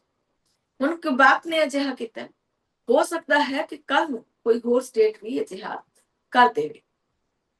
ਧਾਰਮਿਕ ਚਿੰਨ੍ਹਾਂ ਦੀ ਜੰਗ ਕੈਨੇਡੀਅਨ ਸਿਸਟਮ ਤੰਗ, ਕਿ ਵਾਕਿਆ ਹੀ ਸਿਸਟਮ ਨੂੰ ਤੰਗ ਕਰ ਦਿੱਤਾ ਗਿਆ ਹੈ, ਉਸਦਾ ਦਾਇਰਾ ਛੋਟਾ ਕਰ ਦਿੱਤਾ ਗਿਆ ਹੈ ਕਿ ਅਸੀਂ ਲੋਕ ਹੁਣ ਦਸਤਾਰ ਵੀ ਨਹੀਂ ਪਹਿਨ ਸਕਦੇ। ਉਹ ਦਸਤਾਰ ਜਿਸਨੇ ਦੇਸ਼ ਦੁਨੀਆ ਦੇ ਵਿੱਚ ਆਪਣਾ ਲੋਹਾ ਮਨਵਾਇਆ। ਜਦੋਂ ਵੀ ਕਦੇ ਭੀੜ ਪੈਂਦੀ ਹੈ ਤਾਂ ਪੰਜਾਬੀ ਮੂਹਰੇ ਖੜੇ ਹੁੰਦੇ ਨੇ, ਦਸਤਾਰਾਂ ਵਾਲੇ ਮੂਹਰੇ ਖੜੇ ਹੁੰਦੇ ਨੇ, 2% ਵਾਲੇ ਮੂਹਰੇ ਖੜੇ ਹੁੰਦੇ ਨੇ ਮਦਦ ਕਰਨ। ਪਰ ਹੁਣ ਸਾਡੇ ਤੋਂ ਹੀ ਸਾਡੀ ਦਸਤਾਰ ਖੋਹੀ ਜਾ ਰਹੀ ਹੈ, ਸਾਡੀ ਸ਼ਾਨ ਖੋਈ ਜਾ ਰਹੀ ਹੈ। ਸਿੱਧਾ ਕਿਹਾ ਜਾ ਰਿਹਾ ਹੈ, ਰੋਜ਼ੀ ਰੋਟੀ ਕਮਾਓ, ਨੌਕਰੀ ਲਓ, ਦਸਤਾਰ ਲਾਓ। ਜੇ ਦਸਤਾਰ ਨਹੀਂ ਲਾਉਣੀ ਤਾਂ ਨੌਕਰੀ ਤੁਹਾਨੂੰ ਨਹੀਂ ਮਿਲੇਗੀ। ਇਹ ਭਲਾ ਕਿੱਥੋਂ ਦਾ ਇਨਸਾਫ ਹੈ? ਇਹ ਸਵਾਲ ਹੈ ਜਿਹੜਾ ਖੜਾ ਹੋਇਆ ਹੈ। ਕੀ ਕੈਨੇਡਾ ਦੀ ਸਰਕਾਰ ਨੂੰ ਕਿਊਬਿਕ ਦੇ ਇਸ ਕਾਨੂੰਨ ਨੂੰ ਰੱਦ ਕਰਨ ਲਈ ਸਖਤ ਕਦਮ ਨਹੀਂ ਚੁੱਕਣੇ ਚਾਹੀਦੇ? ਕੀ ਤੁਹਾਨੂੰ ਲੱਗਦਾ ਹੈ ਕਿ ਸਿਆਸਤਦਾਨ ਸਾਨੂੰ ਸਿਰਫ ਵੋਟ ਬੈਂਕ ਹੀ ਸਮਝਦੇ ਨੇ? ਵੋਟਾਂ ਲਈਆਂ, ਬਾਅਦ ਵਿੱਚ ਆਪਣੇ ਨਿਭਾਏ ਕੀਤੇ ਵਾਅਦੇ ਪੂਰੇ ਨਹੀਂ ਕੀਤੇ ਅਤੇ ਫੈਸਲੇ ਉਹ ਕਰ ਦਿੱਤੇ ਜੋ ਸਾਡੇ ਖਿਲਾਫ, ਸਾਡੀ ਆਇਡੈਂਟੀਟੀ ਦੇ ਖਿਲਾਫ ਨੇ, ਸਾਡੀ ਪਛਾਣ ਦੇ ਖਿਲਾਫ ਨੇ। ਇਹ ਸਵਾਲ ਹੈ ਜਿਹੜੇ ਬੜੇ ਤਿੱਖੇ ਨੇ ਔਰ ਬੜੇ ਹੀ ਪਰੇਸ਼ਾਨ ਕਰ ਕਿ ਆਖਰ ਕਿਉਂ ਅਜਿਹਾ ਕਰਨ ਦੀ ਨੌਬਤ ਕਿਉਂ ਆਈ? ਕਾਨੂੰਨ ਹੈ ਜਿਹੜਾ ਸਦਨ ਦੇ ਵਿੱਚ ਪਾਸ ਹੋਇਆ, ਐਮਪੀਸ ਨੇ ਤਾੜੀਆਂ ਵਜਾਈਆਂ ਕਿ ਬਹੁਤ ਵਧੀਆ ਹੈ। ਪਰ ਜਿਵੇਂ ਹੀ ਇਹ ਕਾਨੂੰਨ ਪਾਸ ਹੋਇਆ ਤਾਂ ਲੋਕਾਂ ਦੇ ਚਿਹਰਿਆਂ ਦੀਆਂ ਹਵਾਈਆਂ ਉੱਡ ਗਈਆਂ, ਰੰਗ ਉੱਡ ਗਏ ਕਿ ਆਖਰ ਕਿਉਂ? ਜੇਕਰ ਕੋਈ ਧਾਰਮਿਕ ਚਿੰਨ੍ਹ ਪਹਿਨ ਕੇ ਆਪਣੀ ਡਿਊਟੀ ਕਰਦਾ ਹੈ ਤਾਂ ਉਸ ਦੇ ਵਿੱਚ ਕੀ ਬੁਰਾਈ ਹੈ? ਆਖਰਕਾਰ ਅਜਿਹਾ ਕਿਉਂ ਕਰਨਾ ਪਿਆ, ਕਿਉਂ ਕੀਤਾ? ਸਰਕਾਰ ਕਹਿੰਦੀ ਹੈ ਕਿ ਅਸੀਂ ਨਹੀਂ ਚਾਹੁੰਦੇ ਜੀ ਬੱਚਿਆਂ ਤੇ ਇਹ ਪ੍ਰੈਸ਼ਰ ਪਵੇ ਕਿ ਕੋਈ ਕਿਸੇ ਧਰਮ ਚ ਆ ਕੇ ਉਹਨਾਂ ਨੂੰ ਪੜ੍ਹਾ ਰਿਹਾ ਹੈ, ਕੋਈ ਕਿਸੇ ਧਰਮ ਦਾ ਹੈ। ਧਰਮ ਦੀ ਗੱਲ ਨਾ ਹੋਵੇ, ਸਿਰਫ ਇਨਸਾਨੀਅਤ ਦੀ ਗੱਲ ਹੋਵੇ। ਇਨਸਾਨੀਅਤ ਦੀ ਗੱਲ ਕਰਨਾ ਵੀ ਸਹੀ ਹੈ, ਪਰ ਧਰਮ ਨੂੰ ਛੱਡਣਾ ਵੀ ਬਹੁਤ ਔਖਾ ਹੈ। ਹੁਣ ਦੇਖਣਾ ਹੋਏਗਾ ਕਿ ਸੁਪਰੀਮ ਕੋਰਟ ਕੀ ਫੈਸਲਾ ਦਿੰਦੀ ਹੈ। ਤੁਹਾਡੇ ਮੁਤਾਬਕ ਕੀ ਸਰਕਾਰ ਨੂੰ, ਕੈਨੇਡੀਅਨ ਗਵਰਨਮੈਂਟ ਨੂੰ ਇਹ ਫੈਸਲਾ ਵਾਪਸ ਲੈਣਾ ਚਾਹੀਦਾ ਹੈ ਕਿਊਬੈਕ ਤੇ, ਜਾਂ ਫਿਰ ਬਾਕੀ ਸੂਬਿਆਂ ਦੇ ਵਿੱਚ ਵੀ ਇਹ ਫੈਸਲਾ ਹੈ ਜਿਹੜਾ ਇੰਪਲੀਮੈਂਟ ਕਰਨਾ ਚਾਹੀਦਾ ਹੈ, ਇਸੇ ਤਰ੍ਹਾਂ ਦਾ ਕਾਨੂੰਨ ਬਣਾਉਣਾ ਚਾਹੀਦਾ ਹੈ? ਇਹ ਕਿਸੇ ਦੇ ਵੱਲੋਂ ਆਪਣੇ ਧਰਮ ਨੂੰ ਮੰਨਣਾ ਗਲਤ ਹੈ? ਜੇਕਰ ਕੋਈ ਹਿਜਾਬ ਪਹਿਨ ਕੇ ਜਾ ਰਿਹਾ ਹੈ ਡਿਊਟੀ ਤੇ ਤਾਂ ਉਸ ਦੇ ਵਿੱਚ ਕੀ ਗਲਤ ਹੈ? ਕਿਸੇ ਨੇ ਦਸਤਾਰ ਬੰਨੀ ਹੋਈ ਹੈ ਤਾਂ ਉਸ ਦੇ ਵਿੱਚ ਕੀ ਗਲਤ ਹੈ? ਕਿਸਨੇ ਕਿੱਪਾ ਪਾਇਆ ਹੈ ਉਸ ਦੇ ਵਿੱਚ ਕੀ ਗਲਤ ਹੈ? ਕਿਸਨੇ ਕ੍ਰਾਸ ਦਾ ਨਿਸ਼ਾਨ ਪਾਇਆ ਹੋਇਆ ਪ੍ਰਭੂ ਯਿਸੂ ਮਸੀਹ ਨਾਲ ਸੰਬੰਧਿਤ ਤਾਂ ਉਸ ਦੇ ਵਿੱਚ ਕੀ ਗਲਤ ਹੈ? ਕਿਉਂ ਅਜਿਹੇ ਊਲ ਜਲੂਲ ਜਿਹੜੇ ਨੇ ਉਹ ਪਾਸ ਕੀਤੇ ਜਾ ਰਹੇ ਨੇ? ਹੁਣ ਗੱਲ ਇਹ ਵੀ ਹੈ ਕਿ ਭਵਿੱਖ ਦਾ ਖਤਰਾ ਹੈ ਕਿ ਇਹ ਸਾਰੇ ਹੀ ਕੈਨੇਡਾ ਦੇ ਵਿੱਚ ਫੈਲੇਗਾ। ਗੱਲ ਸਿਰਫ ਅੱਜ ਕਿਊਬਿਕ ਨਹੀਂ ਹੈ, ਅੱਜ ਪਾਬੰਦੀ ਡੇ ਕੇਅਰ ਵਰਕਰਾਂ ਤੇ ਹੈ। ਕੱਲ ਨੂੰ ਇਹ ਤੁਹਾਡੇ ਨਿੱਜੀ ਕਾਰੋਬਾਰਾਂ ਤੱਕ ਵੀ ਪਹੁੰਚ ਸਕਦੀ ਹੈ, ਕਿਉਂਕਿ ਭਾਈ ਸਰਕਾਰ ਕੈਨੇਡਾ 'ਚ ਹੈ, ਸਾਡਾ ਆਪਣਾ ਦੇਸ਼ ਨਹੀਂ ਹੈ। ਕੱਲ ਜਿਨ੍ਹਾਂ ਨੇ ਵੀ ਨਿੱਜੀ ਕਾਰੋਬਾਰ ਖੋਲੇ ਹੋਏ ਨੇ, ਕੱਲ ਉਹਨਾਂ ਤੱਕ ਇਹ ਪਾਬੰਦੀ ਪਹੁੰਚ ਸਕਦੀ ਹੈ। ਜੇਕਰ ਤੁਸੀਂ ਅੱਜ ਚੁੱਪ ਰਹੇ ਤਾਂ ਕੀ ਗਰੰਟੀ ਹੈ ਕਿ ਇੰਟੀਰੀਅਰ ਜਾਂ BC ਦੇ ਵਿੱਚ ਇਹ ਅੱਗ ਨਹੀਂ ਲੱਗੇ। ਕਿ ਕੈਨੇਡਾ ਹੁਣ ਬਾਹਰੋਂ ਆਉਣ ਵਾਲਿਆਂ ਦੇ ਲਈ ਇੱਕ ਸੁਪਨਾ ਨਹੀਂ, ਸਗੋਂ ਇੱਕ ਡਰਾਉਣੀ ਹਕੀਕਤ ਬਣਦਾ ਜਾ ਰਿਹਾ ਹੈ। ਕਿਉਂਕਿ ਕੈਨੇਡਾ ਦੇ ਵਿੱਚ ਸਖਤਾਈਆਂ ਬੇਤਹਾਸ਼ਾ ਹੋ ਗਈਆਂ ਨੇ। ਕਦੇ ਕਿਹੜਾ ਰੂਲ ਨਿਕਲ ਜਾਂਦਾ ਹੈ, ਕਦੇ ਕਿਹੜਾ ਰੂਲ ਨਿਕਲ ਜਾਂਦਾ ਹੈ, ਔਰ ਹਰ ਰੋਜ਼ ਕੋਈ ਨਾ ਕੋਈ ਤਲਵਾਰ ਲਟਕਦੀ ਰਹਿੰਦੀ ਹੈ। ਹੁਣ ਨਵਾਂ ਹੀ ਫਰਮਾਨ ਕਿ ਜੇ ਤੁਸੀਂ ਦਸਤਾਰ ਬੰਨੀ ਹੈ ਤਾਂ ਤੁਹਾਨੂੰ ਨੌਕਰੀ ਨਹੀਂ ਮਿਲੇਗੀ, ਤੁਹਾਨੂੰ ਨੌਕਰੀ ਨੂੰ ਕੱਢਿਆ ਜਾਂਦਾ ਹੈ। ਆਪਣੀ ਦਸਤਾਰ ਆਪਣੇ ਵਰਕ ਪਲੇਸ ਤੋਂ ਬਾਹਰ ਉਤਾਰ ਕੇ ਆਓ, ਫਿਰ ਤੁਸੀਂ ਕੰਮ ਕਰੋਗੇ, ਰੋਜ਼ੀ ਰੋਟੀ ਕਮਾ ਸਕੋਗੇ। ਅਦਰਵਾਈਜ਼ ਤੁਸੀਂ ਇੱਥੇ ਕੰਮ ਨਹੀਂ ਕਰ ਸਕਦੇ, ਤੁਹਾਡੀਆਂ ਸੇਵਾਵਾਂ ਖਤਮ ਮੰਨੀਆਂ ਜਾਂਦੀਆਂ। ਇਹੋ ਜਿਹਾ ਕਾਨੂੰਨ ਹੈ ਜਿਹੜਾ ਪਾਸ ਕੀਤਾ ਗਿਆ, ਇਹ ਸਹੀ ਹੈ ਜਾਂ ਫਿਰ ਇਹ ਗਲਤ ਹੈ। ਧਰਮ ਦੀ ਪਛਾਣ, ਰੋਜ਼ੀ ਰੋਟੀ ਦਾ ਪਛਾਣ, ਸਰਕਾਰੀ ਫਰਮਾਨ, ਮੁਲਾਜ਼ਮਾਂ ਦੇ ਹੱਕਾਂ ਦਾ ਕਾਨੂੰਨ। 150 ਮੁਲਾਜ਼ਮ ਕੱਢੇ ਗਏ ਨੇ। ਸਿਰ ਤੇ ਦਸਤਾਰ ਕਿਉਂ ਲਟਕੀ? ਕਾਨੂੰਨੀ ਤਲਵਾਰ, ਕਿ ਵਾਕਿਆ ਹੀ ਕਾਨੂੰਨੀ ਤਲਵਾਰ ਹੈ ਜਿਹੜੀ ਲਟਕੀ ਹੈ। ਆਸਥਾ ਤਿਉਹਾਰ, ਕੈਨੇਡਾ ਦੇ ਵਿੱਚ ਲੋਕਤੰਤਰ ਦੀ ਹਾਰ। ਇਹ ਸਵਾਲ ਨੇ ਜਿਹੜੇ ਖੜੇ ਹੋਏ ਨੇ ਕਿ ਵਾਕਿਆ ਹੀ ਕੈਨੇਡਾ ਦੇ ਵਿੱਚ ਲੋਕਤੰਤਰ ਹਾਰ ਗਿਆ ਹੈ, ਦਮ ਤੋੜ ਗਿਆ ਹੈ। ਹੁਣ ਇਹ ਬਹੁਤ ਸਾਰੀਆਂ ਚੀਜ਼ਾਂ ਨੇ ਜਿਹੜੀਆਂ ਬਹੁਤ ਸਾਰੇ ਸ਼ੰਕੇ ਖੜੇ ਕਰਦੀਆਂ ਨੇ ਕਿ ਵਾਕਿਆ ਹੀ ਇਹ ਕਾਨੂੰਨ ਬਾਕੀ ਸਟੇਟਸ ਦੇ ਵਿੱਚ ਵੀ ਲਾਗੂ ਕੀਤਾ ਜਾਏਗਾ, ਜਿਵੇਂ ਕਬੈਕ ਦੇ ਵਿੱਚ ਕੀਤਾ ਗਿਆ ਹੈ, ਜਾਂ ਫਿਰ ਕਬੈਕ ਦੇ ਵਿੱਚ ਹੀ ਰਹੇਗਾ। ਕਿ ਬਾਕੀ ਲੋਕ ਬੋਲਣਗੇ, ਕਿ ਸਿੱਖ ਬੋਲਣਗੇ, ਕਿ ਮੁਸਲਿਮ ਬੋਲਣਗੇ, ਕਿ ਯਹੂਦੀ ਬੋਲਣਗੇ, ਕਿ ਕ੍ਰਿਸਚੀਅਨ ਬੋਲਣਗੇ, ਜਾਂ ਫਿਰ ਮੰਨ ਲਿਆ ਜਾਏਗਾ। ਕੈਨੇਡਾ ਰੂਲਸ ਦੇ ਪੱਖੋਂ ਇੰਨਾ ਸਖਤ ਹੈ ਕਿ ਕੋਈ ਕਾਨੂੰਨ ਬਣ ਜਾਏ ਤਾਂ ਉਸਨੂੰ ਮੰਨਣਾ ਹੀ ਪੈਂਦਾ ਹੈ। ਫਿਲਹਾਲ ਇੱਕ ਬ੍ਰੇਕ ਦੇ ਲੁੱਟਦੇ ਹਾਸਲ ਬ੍ਰੇਕ ਤੋਂ ਬਾਅਦ ਤੁਹਾਡਾ ਸਵਾਗਤ ਹੈ। ਲਗਾਤਾਰ ਅਸੀਂ ਤੁਹਾਡੇ ਨਾਲ ਜੁੜੇ ਹੋਏ ਹਾਂ, ਤੁਸੀਂ ਵੀ ਸਾਡੇ ਨਾਲ ਜੁੜ ਸਕਦੇ ਹੋ ਜੀ। ਸਾਡੇ ਨੰਬਰਸ ਤੁਹਾਡੇ ਜੀ ਵੀ ਸਕਰੀਨ ਤੇ ਫਲੈਸ਼ ਨੇ, ਇਹਨਾਂ ਨੰਬਰਸ ਤੇ ਤੁਸੀਂ ਕਾਲ ਕਰਨੀ ਹੈ ਤੇ ਤੁਸੀਂ ਆਪਣੀ ਰਾਏ ਸਾਡਾ ਸਾਂਝੀ ਕਰਨੀ ਹੈ। ਹੁਣ ਤੁਸੀਂ ਦਸਤਾਰ ਪਹਿਨਣਾ ਚੁਣੋਗੇ ਜਾਂ ਫਿਰ ਨੌਕਰੀ ਚੁਣੋਗੇ ਕੈਨੇਡਾ ਦੇ ਵਿੱਚ? ਕਿਉਂਕਿ ਇਹ ਰੂਲ ਲਾਗੂ ਹੋ ਗਿਆ ਹੈ ਕਿ ਜੇਕਰ ਤੁਸੀਂ ਦਸਤਾਰ ਪਹਿਨੀ ਹੈ ਤਾਂ ਤੁਹਾਨੂੰ ਨੌਕਰੀ ਨਹੀਂ ਦਿੱਤੀ ਜਾਏਗੀ, ਤੁਹਾਡੀਆਂ ਸੇਵਾਵਾਂ ਖਤਮ ਕਰ ਦਿੱਤੀਆਂ ਜਾਣਗੀਆਂ। ਭਾਵ ਜੇਕਰ ਤੁਸੀਂ ਕੈਨੇਡਾ ਦੀ ਧਰਤੀ ਤੇ ਲੱਖਾਂ ਰੁਪਏ ਲਾ ਕੇ ਗਏ ਹੋ, ਰੋਜ਼ੀ ਰੋਟੀ ਕਮਾਉਣ ਦੇ ਲਈ ਗਏ ਹੋ, ਤਾਂ ਹੁਣ ਤੁਸੀਂ ਰੋਜ਼ੀ ਰੋਟੀ ਤਦ ਕਮਾ ਸਕੋਗੇ ਜੇਕਰ ਤੁਸੀਂ ਦਸਤਾਰ ਨਹੀਂ ਪਹਿਨੀ ਹੋਈ। ਜੇਕਰ ਤੁਸੀਂ ਆਪਣੇ ਵਰਕ ਪਲੇਸ ਤੇ ਦਸਤਾਰ ਪਹਿਨੀ ਹੈ, ਜਿਨ੍ਹਾਂ ਨੇ ਅੰਮ੍ਰਿਤ ਛਕਿਆ ਹੈ, ਕੜਾ ਪਹਿਨਿਆ ਹੈ, ਕੰਗਾ ਪਹਿਨਿਆ ਹੈ ਜਾਂ ਸਿਰੀ ਸਾਹਿਬ ਪਹਿਨਿਆ ਹੈ, ਤਾਂ ਤੁਹਾਨੂੰ ਨੌਕਰੀ ਨਹੀਂ ਮਿਲੇਗੀ, ਤੁਹਾਡੀਆਂ ਸੇਵਾਵਾਂ ਖਤਮ ਕਰ ਦਿੱਤੀਆਂ ਜਾਣਗੀਆਂ। ਇਹ ਸਵਾਲ ਹੈ ਜਿਹੜਾ ਹੁਣ ਸਿੱਧਾ ਜਿਹਾ ਹੈ ਕਿ ਤੁਸੀਂ ਕੀ ਬਚਾਓਗੇ। ਕਬੈਕ ਦੇ ਵਿੱਚ ਬੈਠਾ ਸਾਡਾ ਭਾਈਚਾਰਾ ਅੱਜ ਬੇਵਸ ਮਹਿਸੂਸ ਕਰ ਰਿਹਾ ਹੈ। ਅੱਜ ਲੋੜ ਹੈ ਕਿ ਉਹਨਾਂ ਦੀ ਆਵਾਜ਼ ਬਣੀਏ, ਇਸ ਮੰਚ ਦੇ ਜ਼ਰੀਏ ਉਹਨਾਂ ਦੀ ਆਵਾਜ਼ ਬਣੋ। ਦਰਸ਼ਕ ਸਾਡੇ ਨਾਲ ਫੋਨ ਲਾਈਨ ਦੇ ਜ਼ਰੀਏ ਜੁੜੇ ਨੇ। Hello hello hello Jasmeet ji, Sat Sri ਅਕਾਲ। ਸਤਿ ਸ਼੍ਰੀ ਅਕਾਲ ਜੀ, ਕੌਣ ਬੋਲ ਰਹੇ ਹੋ ਤੇ ਕਿੱਥੋਂ ਬੋਲ ਰਹੇ ਹੋ? ਮੈਂ ਸੁਰਿੰਦਰ ਸਿੰਘ ਬੋਲਦਾ, ਕੈਲੀਫੋਰਨੀਆ ਟ੍ਰਿਚੀ ਤੋਂ ਜੀ। ਅੱਛਾ, ਤੁਸੀਂ ਕੀ ਕਹਿਣਾ ਚਾਹੋਗੇ? ਤੁਹਾਡੀ ਕੀ ਰਾਏ ਹੈ ਜੀ ਸਭ ਦੇ ਬਾਰੇ? ਰਹਿ ਜੀ ਹੁਣ ਦੋ ਹੀ ਹੱਲ ਆ ਜੀ, ਜੇ ਉਹਨੇ ਕਾਨੂੰਨ ਬਣਾਤਾ ਜਾਂ ਤਾਂ ਉਹਨਾਂ ਲੜਨਾ ਪਊਗਾ ਕੋਰਟਾਂ 'ਚ ਜਾ ਕੇ, ਜਿੱਦਾਂ ਅੱਗੇ ਇੱਥੇ ਸਾਡੇ ਕਈ ਮੁੰਡੇ ਫੌਜ 'ਚ ਵੀ ਭਰਤੀ ਹੋਏ ਲੜ ਕੇ ਉਹਨੇ ਜੇ ਕੇਸ ਜਿੱਤੇ ਆਪਣੇ ਪੱਗਾਂ ਦੇ, ਤੇ ਜਾਂ ਫਿਰ ਜੇ ਕੋਈ ਜਿਹਨੂੰ ਧਰਮ ਜ਼ਿਆਦਾ ਪਿਆਰਾ, ਜੇ ਉਹ ਨਹੀਂ ਮੰਨਦੇ ਤਾਂ ਫਿਰ ਛੱਡ ਦੇਣੀ ਚਾਹੀਦੀ, ਨੌਕਰੀ ਹੋਰ ਕਿਤੇ ਕਰ ਲੈਣੀ ਚਾਹੀਦੀ। ਜੇ ਨਹੀਂ ਧਰਮ ਪਿਆਰਾ ਤਾਂ ਫਿਰ ਆਪਣਾ ਧਰਮ ਛੱਡ ਕੇ ਨੌਕਰੀ ਕਰ ਲਓ। ਤੇ ਜੇ ਤੁਸੀਂ ਦੇਖੋ ਪਿੱਛੇ ਜਿਹੇ ਨਹੀਂ ਇੱਥੇ ਟੀਕੇ ਲੱਗੇ ਜਿਹੜੇ ਕੋਵਿਡ ਦੇ, ਕਈਆਂ ਬੰਦਿਆਂ ਨੇ ਇੱਥੇ ਲਵਾਏ ਨਹੀਂ, ਕਰਤਾ ਸੀ ਲਾਗੂ ਕਿ ਅਸੀਂ ਨੌਕਰੀ ਤੋਂ ਕੱਢ ਦੇਣਾ ਤੁਹਾਨੂੰ, ਕਹਿੰਦੇ ਕੱਢ ਦਿਓ, ਅਸੀਂ ਨਹੀਂ ਲਵਾਉਣੇ ਟੀਕੇ, ਉਹਨੇ ਨਹੀਂ ਲਵਾਏ ਜੀ। ਫਿਰ ਕਹਿੰਦੇ ਤੁਹਾਨੂੰ ਟ੍ਰੇਨ ਨਹੀਂ ਚੜ੍ਹਨ ਦੇਣਾ, ਜਹਾਜ਼ ਨਹੀਂ ਚੜ੍ਹਨ ਦੇਣਾ, ਤੇ ਉਹ ਕਹਿੰਦੇ ਨਹੀਂ ਅਸੀਂ ਨਹੀਂ ਲਵਾਉਣੇ, ਅਸੀਂ ਛੱਡ ਦੇਵਾਂਗੇ ਸਭ ਕੁਛ, ਟ੍ਰੇਨੇ ਬਿਨਾਂ ਚੜਾਂਗੇ, ਜਹਾਜ਼ੇ ਬਿਨਾਂ ਚੜਾਂਗੇ। ਤੇ ਫਿਰ ਇੱਕ ਆਪਣੇ ਪਾਰਲੀਮੈਂਟ ਹੋਏ ਹਿੰਦੁਸਤਾਨ ਦੇ, ਉਹ ਜਿੱਤੇ ਸੀ ਇੱਕ ਵਾਰੀ, ਉਹ ਕਹਿੰਦੇ ਮੈਂ ਕਿਰਪਾਨ ਅੰਦਰ ਲਿਜਾਣੀ ਆ, ਤੇ ਉਹਨੇ ਜਾਣ ਨਹੀਂ ਦਿੱਤੀ, ਤੇ ਉਹ ਫਿਰ ਅੰਦਰ ਹੀ ਦਾਖਲ ਹੋਏ ਸੀ, ਬਾਹਰੋਂ ਬਹਿ ਕੇ ਮੁੜਿਆ ਸੀ ਪਾਰਲੀਮੈਂਟ ਚੋਂ। ਤੇ ਧੱਕਾ ਤਾਂ ਇਹ ਸਾਡੇ ਦੇਸ਼ 'ਚ ਵੀ ਹੁੰਦਾ ਆ, ਕਈਆਂ ਸਹੀ ਹੁਣ ਕਕਾਰਾਂ ਨਾਲ ਵੀ ਹੁੰਦਾ ਆ, ਹੋਰ ਵੀ ਹੁੰਦਾ ਆ। ਤੁਸੀਂ ਦੇਖਦੇ ਕਈਆਂ ਨੂੰ ਆਪਣੇ ਲੜਕੀਆਂ ਨੂੰ ਇੱਕ ਉੱਥੇ ਰਾਜਸਥਾਨ 'ਚ ਪੇਪਰ ਨਾ ਸੀ ਦੇਣ ਦਿੱਤਾ, ਉਹ ਕਹਿੰਦੇ ਕਕਾਰ ਲਾਓ, ਤੇ ਇਹ ਤਾਂ ਆਪੋ ਆਪਣਾ ਮਾਨ ਆ। ਹੁਣ ਜਸਮੀਤ ਜੀ ਕਈ ਸਾਡੇ ਜਿਹੜੇ ਸਿੰਘ ਸਾਹਿਬ ਆਉਂਦੇ ਆ, ਉਹ ਜਿਹੜੇ 3 ਫੁੱਟੀ ਕਿਰਪਾਨ ਕੋਲ ਰੱਖਦੇ, ਉਹ ਕਹਿੰਦੇ ਵੀ ਸਾਨੂੰ ਆਪਣਾ ਗੁਰੂ ਦਾ ਹੁਕਮ ਆ ਵੀ ਅਸੀਂ ਕੋਲੇ ਰੱਖਣੀ ਆ। ਤੇ ਪਰ ਉਹ ਜਦੋਂ ਫਿਰ ਜਹਾਜ਼ੇ ਆਉਂਦੇ ਆ ਫਿਰ ਉਹ ਸਾਰੀਆਂ ਜਮ੍ਹਾਂ ਕਰਾਉਂਦੇ ਆ ਜੀ, ਗਾਲ ਵਾਲੀ ਵੀ ਕਰਾਉਂਦੇ, ਉਹ ਵੀ ਕਰਾਉਂਦੇ ਆ। ਪਰ ਕਈ 1-2 ਏਦਾਂ ਦੇ ਬੰਦੇ ਵੀ ਹੈਗੇ ਜਿਹੜੇ ਉਹ ਕਹਿੰਦੇ ਵੀ ਜੇ ਸਾਡੀ ਕਿਰਪਾਨ ਨਹੀਂ ਜਾਣੀ ਤੇ ਅਸੀਂ ਜਾਣਾ ਨਹੀਂ, ਉਹ ਆਏ ਵੀ ਨਹੀਂ ਜੀ। ਏਦਾਂ ਦੀ 2 ਜਥੇਦਾਰ ਵੀ ਹੈਗੇ ਆ। ਇਹ ਤਾਂ ਫਿਰ ਮਾਨਿਆ ਆਪੋ ਆਪਣਾ, ਜਾਂ ਤਾਂ ਹੁਣ ਉਹਨਾਂ ਨਾਲ ਕੇਸ ਲੜ ਹੋਵੇ ਜੀ, ਤੇ ਜਾਂ ਫਿਰ ਜਿੱਦਾਂ ਉਹ ਕਹਿੰਦੇ ਉਦਾਂ ਮੰਨ ਲੈਣਾ ਚਾਹੀਦਾ ਜੀ। ਫਿਰ ਕੀ ਕਰ ਸਕਦੇ ਆ ਜੇ ਨਹੀਂ ਮੰਨਦੇ ਤਾਂ। ਉਦਾਂ ਇੱਥੇ ਸਾਡੇ ਕੇਸ ਲੜੇ ਕਈਆਂ ਮੁੰਡਿਆਂ ਨੇ, ਆਪਣੇ ਕਕਾਰਾਂ ਦੇ ਵੀ ਲੜੇ ਆ, ਪੱਗਾਂ ਦੇ ਵੀ ਲੜੇ ਆ, ਫੌਜ 'ਚ ਭਰਤੀ ਹੋਏ ਆ, ਪੱਗ ਨੂੰ ਮਨਜ਼ੂਰੀ ਦਵਾ ਲਈ ਫੌਜ 'ਚ ਭਰਤੀ ਹੋਣ ਲਈ। ਤੇ ਹੁਣ ਇਹ ਤਾਂ ਕੇਸ ਲੜੇ ਤੇ ਹੀ ਆ। ਕੀ ਗੌਰਮੈਂਟ ਕਹਿੰਦੀ ਜੇ ਉਹਨੇ ਕਾਨੂੰਨ ਬਣਾ ਦਿੱਤਾ ਉਹਨਾਂ ਦਾ ਫਿਰ ਜਸਮੀਤ ਜੀ ਲੜਨਾ ਹੀ ਪਊਗਾ। ਬਿਲਕੁਲ ਪ੍ਰੋਫੈਸਰ, ਕੀ ਇਹ ਲੱਗਦਾ ਹੈ ਕਿ ਅਸੀਂ ਕਿਤੇ ਨਾ ਕਿਤੇ ਫੇਲ ਹੋਏ ਹਾਂ ਦੁਨੀਆ ਦੇ ਵਿੱਚ? ਆਪਣੀ ਆਇਡੈਂਟੀਟੀ, ਆਪਣੀ ਦਸਤਾਰ ਦੇ ਬਾਰੇ ਦੱਸਣ ਦੇ ਵਿੱਚ ਵੀ ਅਸੀਂ ਫੇਲ ਸਾਬਤ ਹੋਏ ਹਾਂ। ਉਹ ਅਸੀਂ ਦਾਅਵੇ ਅਸੀਂ ਬਹੁਤ ਵੱਡੇ ਕਰਦੇ ਹਾਂ, ਚਾਹੇ ਆਪਣੇ ਦੇਸ਼ ਦੀ ਗੱਲ ਹੋਵੇ, ਇੱਥੇ ਵੀ ਕਨਵਰਜ਼ਨ ਬਹੁਤ ਚੱਲ ਰਿਹਾ ਹੈ। ਚਾਹੇ ਵਿਦੇਸ਼ ਦੀ ਗੱਲ ਕਰੀਏ ਤਾਂ ਉੱਥੋਂ ਦੇ ਰੂਲਸ ਵੀ ਤੁਹਾਨੂੰ ਪਤਾ ਹੀ ਹੈ, ਤੁਸੀਂ ਬਾਖੂਬੀ ਜਾਣਦੇ ਹੋ ਉਹਨਾਂ ਨੂੰ। ਉਹ ਤਾਂ ਅਸੀਂ ਬਿਲਕੁਲ 0 ਫੇਲ ਹੋਏ ਆ ਜਸਮੀਤ ਜੀ। ਅਸੀਂ ਦੱਸੇ ਨਹੀਂ ਸਕੇ ਲੋਕਾਂ ਨੂੰ ਅਸੀਂ ਕੌਣ ਆ। ਅਸੀਂ ਆਪਣੇ ਨਾਲ ਜਹਾਜ਼ ਲੋੜੇ। ਹੁਣ ਅਸੀਂ ਆਪਣਾ ਦੇਸ਼ ਮੰਗਦੇ ਆ ਆ। ਇਹ ਗੁਰਦੁਆਰਾ ਤਾਂ ਅਸੀਂ ਇਕੱਠੇ ਚਲਾ ਨਹੀਂ ਸਕਦੇ। ਆ ਇਕੱਲੇ ਹਜੇ ਤੁਹਾਡੇ ਹਿੰਦੁਸਤਾਨ ਜੋ ਆਪਣੇ ਪੰਜਾਬ ਤੋਂ ਨਹੀਂ ਬੇਅਦਬੀ ਦਾ ਕਾਨੂੰਨ ਪਾਸ ਕੀਤਾ ਪਿਆ, ਸਜ਼ਾ ਹੋਊਗੀ।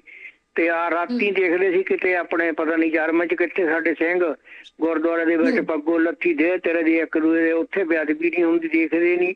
ਅਸੀਂ ਦੱਸੇ ਨਹੀਂ ਸਕੇ ਵੀ ਅਸੀਂ ਕੌਣ ਆ। ਅਸੀਂ ਤਾਂ ਬਸ ਉਦਾਂ ਹੀ ਆਧਾਰੇ ਜਿਹੇ ਤੁਰੇ ਫਿਰਦੇ ਆਪੋ ਆਪਣੇ। ਆਪੇ ਅਖੇ ਮੈਂ ਰੱਜੀ ਪੁੱਜੀ, ਆਪੇ ਮੇਰੇ ਬੱਚੇ ਜੀਣ, ਆਪੇ ਲੰਗਰ ਬਣਾ ਲੈਣੇ, ਆਪੇ ਖਾ ਲੈਣੇ। ਹੁਣ ਇਹਨਾਂ ਮੁਲਕਾਂ ਤੁਸੀਂ ਵੀ ਦੇਖਦੇ ਤੁਹਾਡੇ ਐਡਾਂ ਆਉਂਦੀਆਂ, ਕਿਹੜੇ ਕਿਹੜੇ ਨਗਰ ਕੀਰਤਨ ਨਿਕਲਦੇ ਆ। ਕੱਲ 7-8 ਲੱਖ ਬੰਦਾ ਇਕੱਠਾ ਹੋਇਆ ਕੈਨੇਡਾ 'ਚ, ਨਗਰ ਕੀਰਤਨ ਨਿਕਲਿਆ।